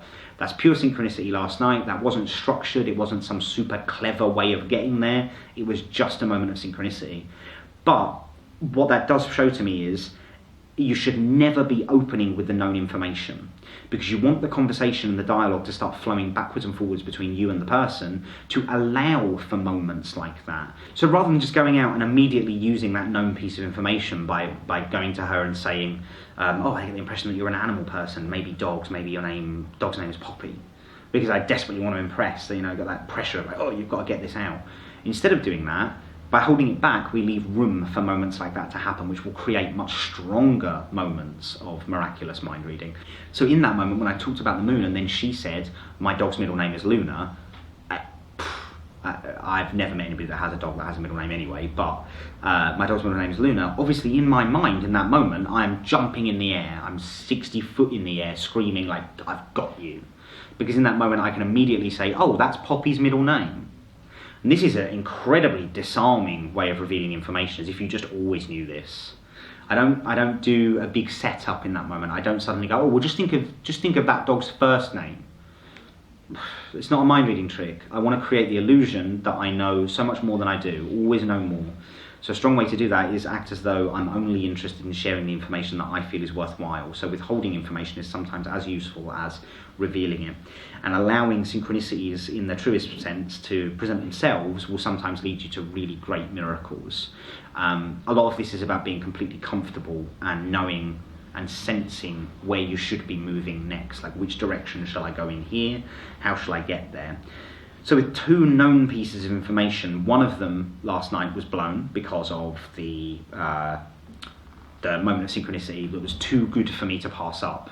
In that moment, I'm thinking like, okay, cash out, right? It's not worth me holding this investment any longer. I'll sell now, right? Because I think that's a great reveal in that moment, because it appears spontaneous, and it also appears as though it's come from them, not from me. It's almost a challenge without it being a challenge. So in that moment, I'm ready to let that one go. So that's that one gone.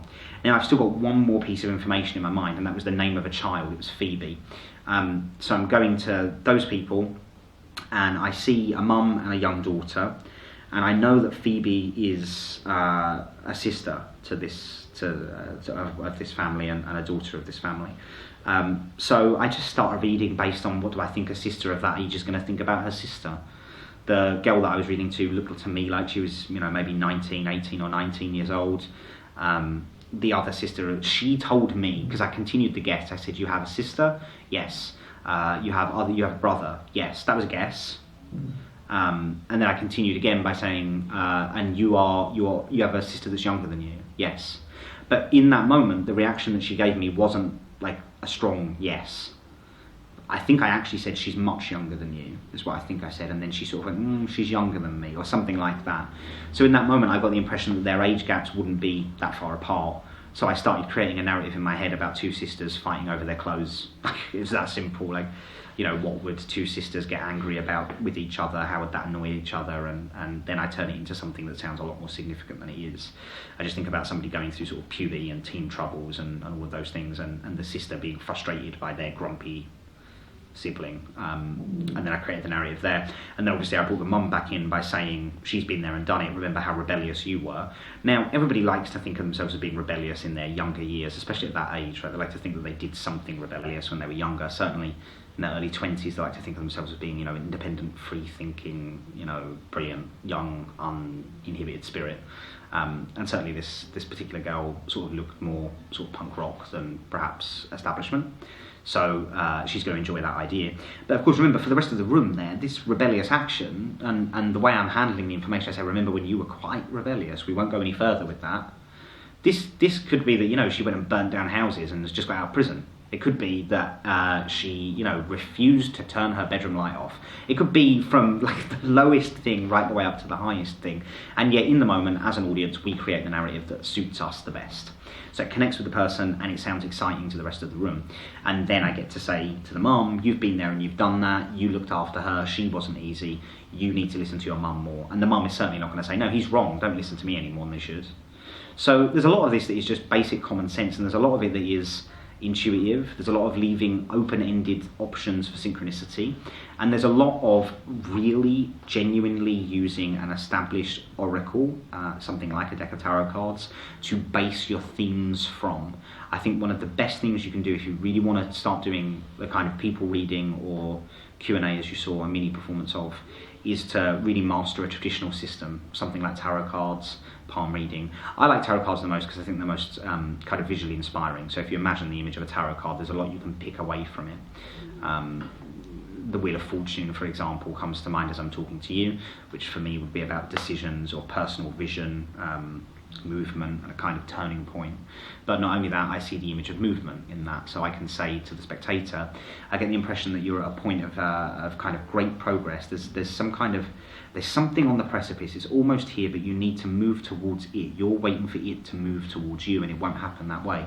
It would take years for a man to stand on the street with his mouth open and suddenly find food flying into it. It's much quicker if you go to what it is that you need and the things that will fulfill you.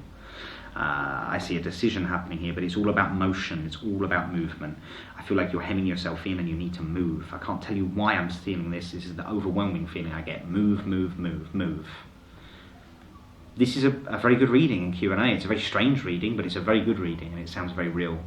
And then when you pepper in all of the other things, especially if you're using it in the touching on Hoy approach, with the touching on divination middle, now we have this nice solid block of readings. By doing it in this way, remember, you've already got the credit for specifically answering 3 readings from the touching on Hoy sequence. So in total, I gave around 8 or 9 readings, apparently, last night with the touching on Hoy sequence and then the mass sequence with the audience. And then I always close with some, I didn't want to put my true closing lines on this DVD, I apologise for that. I wanted to keep those kind of a secret for a while in my show, but I always close on a way that they can find an answer to their question. Last night I said, flip a coin and when the coin is in the air, the answer will become clear, which is kind of an old concept here, that when you flip a coin, you already know the answer you want. John Archer tells a great story about a friend of his who couldn't decide which flavoured yoghurt to buy or to eat, and he said, oh well, I'll flip a coin, and he had a strawberry yoghurt and he had an apricot yoghurt, and he flipped a coin and he looked at it and went, oh, I didn't want that one. So in that moment, he absolutely knew the answer to his own question. So I think it's kind of good at the end to not give a disclaimer. I don't believe in disclaimers, I think they're largely pointless, but to give a kind of this message of, you don't need an individual to find the answers to your questions. You're more than capable of answering your own questions. And I think that's just life-affirming and worthy. So I hope that in this, what feels like very ethereal technique, you can take from this the inspiration. There's no way you can take from this all of the information, because the only way you'll get to the information is not by learning it from me or from anyone else, but instead by creating it yourself. So the right thing that I hope that you can take from this is the inspiration and a framework, understanding that I'm not just standing there and saying stuff, but equally I'm not memorising lines, but instead I'm using a system that allows me to talk about different things in different ways. So if this can become an inspiration for you to then go and craft your own system, that's absolutely the highest outcome that I could hope for, and it's the right way for you to do it. It's the way that will lead you to really rewarding performances. But I know what you're like. You want a couple of easy things to get you there, so why not? As well as all of this stuff, as well as all of the Imagined Oracle, alphabet system, themes, general themes, and all of this stuff, there are some other things that I do. I have a whole bunch of things in my head, or not a whole bunch, just a handful of what I call statistical statements. These are things that are likely to have happened to lots of people, but sound very specific to individuals. Things like, I will say to a woman very often, if she's wearing... This is kind of hard to explain, but if she looks dressed up to me, and I don't mean just wearing like fancy clothes or expensive clothes, I mean if it looks for some reason like she's happy with her outfit, like she's put some effort into it. I can't explain how you know that, you just know that. I will always say, oh, I like your earrings, I prefer those to the ones that you weren't sure about before you left the house.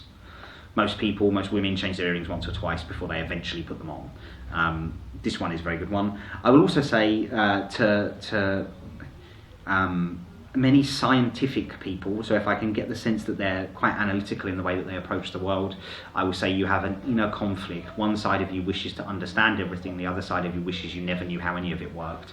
You miss the feeling of magic, and that's why you watched that children's movie just a couple of days ago. It gave you that feeling. It's okay, I won't tell anybody else.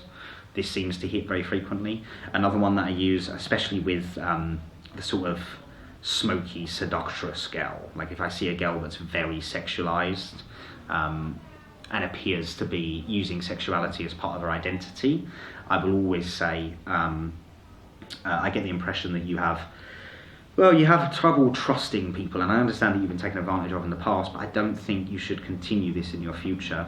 There was a situation just a couple of weeks ago where you were caught looking through somebody else's phone. I think if you're looking for a problem, you'll always find it. In that instance, looking for your problem created it. I'd leave that alone for the time being. Again, this one seems to hit quite a lot. So just what I think of as being statistically likely statements. This one is very powerful. I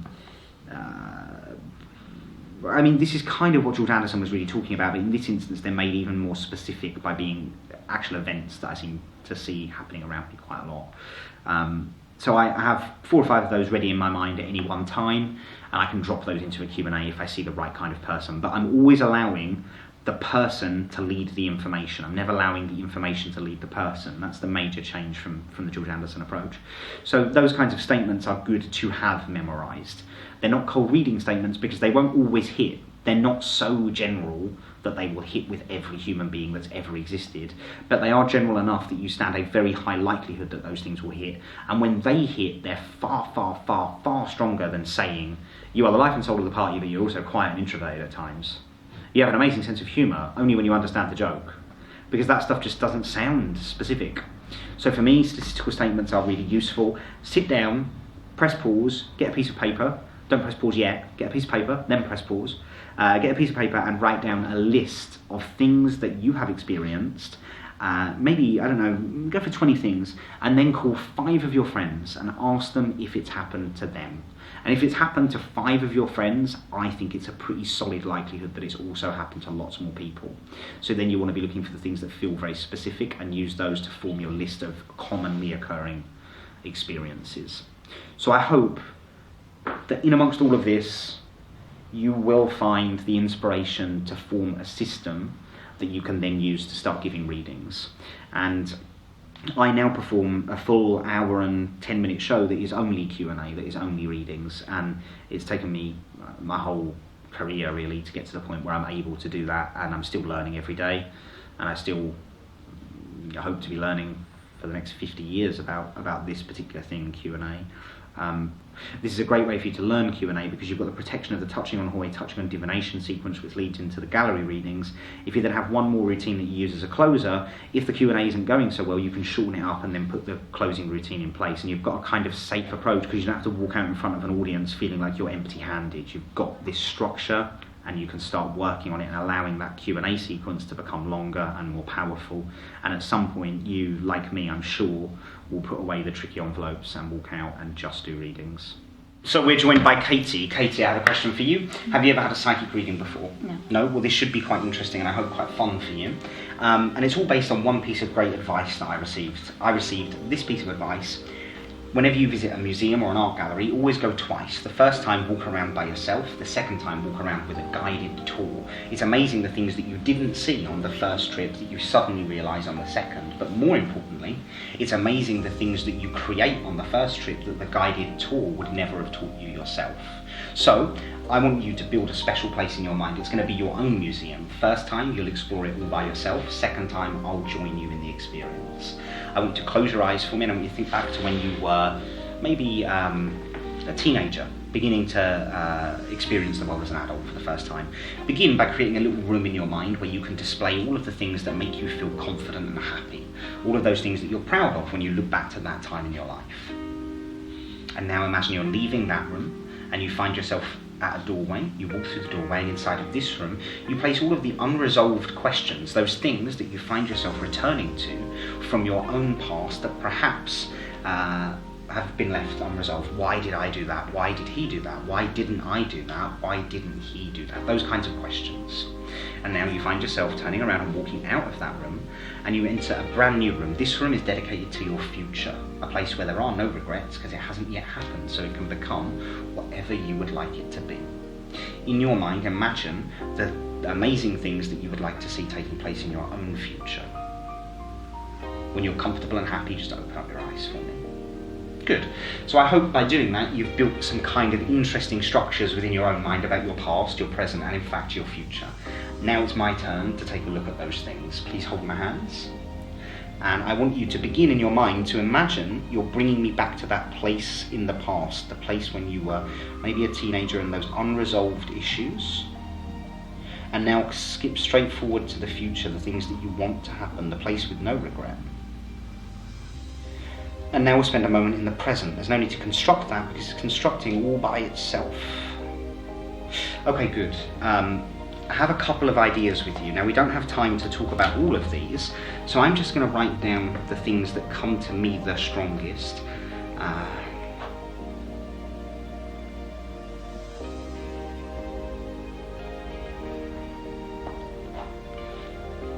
And finally I'll say this. There's actually lots of different things that came through. This one's more about the past than anything else actually. These are the things that come to me. So take a look at those, and from those, which one would you like us to talk about? Top. The top one. Okay, great. So in a normal situation, we could spend a lot longer talking about each one of those things, but right now we'll focus on the idea that came through the strongest. Each one of those things did connect with you, correct? But the top one is the one that's the most important to you right now. So let me tell you what I saw. I saw this in the future room, not in the present or the past. Would that make sense? Good. So I saw this in the future room, and what I saw was a distinct difference to the present. I think in the present, you're finding yourself more involved in supporting other people's visions. Does that make sense? So you're literally playing the supportive role to the other person's ideas and concepts. There's an amazing quote, which is, you better start building your own dream or somebody will hire you to build theirs. And right now you're beginning to really think about that particular quote. You're starting to think to yourself, I can only go so far with this particular line where I'm always playing the supportive role, and you want to branch out and begin new things for yourself. And in this future room, I see this working quite well for you, but I see it's going to be the present that really matters. You see, the past, you can't change that. All you can change is the way that you feel about it. The present, well, that's constantly unfolding exactly in the moment that we're in right now, but it's in the present that the changes take place. By making the actions here, you begin to create the future that you want, and I believe the future that you want is a financial independence. That's the first thing. I also believe it's specifically relating to creative work and specifically relating to movement. That's another idea that I get here. Maybe dance, maybe something on a stage for yourself. That's the kind of feelings that I get, but I can see really interestingly bright colours in the future, and the colours that I see are purple and green. Now I don't know why I would necessarily see those, but there's a nice smile there, so does that make sense to you? Sort of, good. I see a bright purple and a bright green colour, and it's light is what it is. Purple and green are light. And then that goes away, and I can see that you need to... There are two skills that you need to improve on right now, and you already know about these in the present. You're already looking into them. The first is writing, and the second is speaking. You looked into a public speaking course recently? Yeah. You looked into a public speaking course very recently, and you thought to yourself, I need to become stronger at expressing and communicating my ideas. Here's the big secret. Forget about the writing for a moment. Think only about speaking. Because when you write stuff, it's not how you say it. So you're locked into a problem. Every time you write something out, you then try and deliver that to people, and you try and communicate it, but your brain is holding you up because you're trying to remember what you wrote down. Do this instead. Instead of writing it down, take a tape recorder, record what you want to say, keep doing it over and over again, and now you've written a script without needing to write a script. You'll be ready to deliver it in the way that you need to. These things in the present will create the future that you put in that room. Thank you for your help. Thank you for watching. So this is the Mind Museum. I gave you a kind of really abbreviated version of the script that I often use for this, because it's not so much the words that I say, it's more the concept that I want to give you. And to be honest, there's not going to be a huge amount for us to talk about here, because all of the technique that I've already described from the Q&A is really at work here. It's a very simple idea, but one that I've used a lot. And I think it's really incredibly useful and incredibly powerful to have as a kind of stored away in the back of your head piece of completely propless mind reading. It does use a little piece of paper and a pen, but this could be a napkin and a pencil. It could be anything that you find around you. There's nothing gimmicked about any of it. It came from a great idea that relates to, again, a George Anderson concept, where George Anderson would take somebody's palm and he would look at the lines and he would say, oh, this is interesting. We have a really interesting love line. We have an interesting heart line, an interesting soul line. Which one of those do you want me to talk about? And it was that simple. And many people missed this in one of the George Anderson books, and I thought it was really smart to just ask somebody what it is that they wanted to talk about. But it didn't have enough of a psychic flavour for me. And then I realised as well that if we're using traditional forms of divination, we are literally restricting the topics that somebody might wish to talk about. So by taking that away and by making it an intuitive experience, an intuitive moment, we now get to define the themes that people are going to talk about. So you will go through the theatrics of having them think about their life, the past, the present and the future, and you can do this in whatever way you want, really. Your goal here is not to tie yourself down into one theme or one time frame.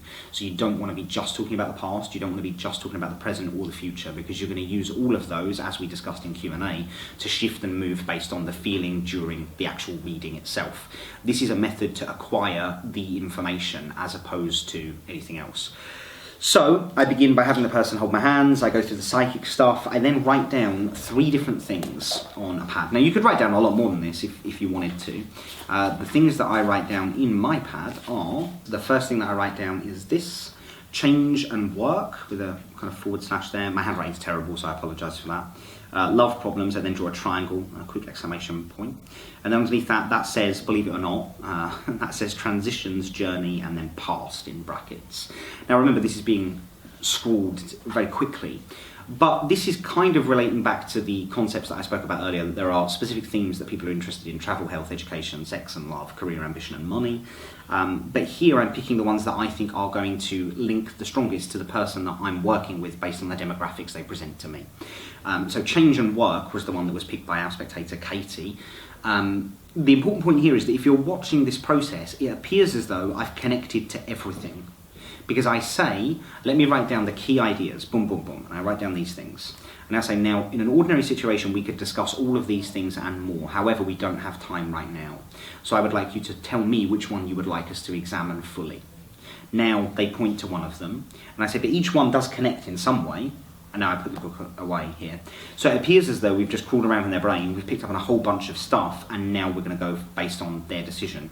Of course, this isn't true. I always write down change, work, love problems with a little triangle, transitions, journeys, brackets, the past. And then I ask them to tell me which one they would like me to talk about. 99% of the time they do want to talk about work, because most people are interested in changing what it is that they do for a living. But if they pick love problems and there's a triangle there, you have a huge reading going on, because obviously something exciting is happening in their love life. Transitions and a journey would be an upcoming journey, and so on. But so the core concept here is, this would fall under these umbrella techniques that we were talking about earlier. Rather than asking them or telling them, in this situation you get to ask them and tell them, which is really interesting. So it's both techniques meeting in the middle. First, you tell them to work from the list, but then you get to ask them which one would they like to work from. So you get the credit for the mind reading in the construction of the list and the confirmation that each one of these things makes sense to them. And then you get an absolutely specified and focused theme and area to talk about by having them select the area you want them to talk about. So this could be changed to other things. You could write other things on the pad. You could make little drawings, you could do all sorts of things on here and have them pick the thing that relates to them the most. And basically this is becoming an open oracle. So in a sense, where you would have somebody shuffle a pack of tarot cards and then remove a tarot card, and then you would base your reading on that particular card, that would be a closed oracle. Because we're not creating that oracle in real time, we can't take any credit for the creation of the oracle. So here, we get to look as though we are learning much more about the person in the creation of the oracle, which they will then pick the thing from. So it becomes a kind of mix of telepathy, mind reading and future prediction based on which way you want to take it. It's a very abbreviated performance, because really the core concept here that I wanted to introduce you to was the idea of asking and telling at the same time with the creation of the list. You get credit for mind reading that you never have to confirm, you never have to do, but most importantly, if you're caught in a situation where you have no additional props and no additional methods available to you, you can grab anything here and use it to achieve this. And even more importantly, this is a great way for you to start learning how to do readings, because you don't have to just start pulling ideas out of the sky. You can use this to guide the themes that you're going to talk about, knowing that even on a basic level, the person you're working with will have to agree with the themes, because they are the one that has asked you to speak about those themes. So I think this is a great kind of training wheels exercise for later removing this and then simply giving readings.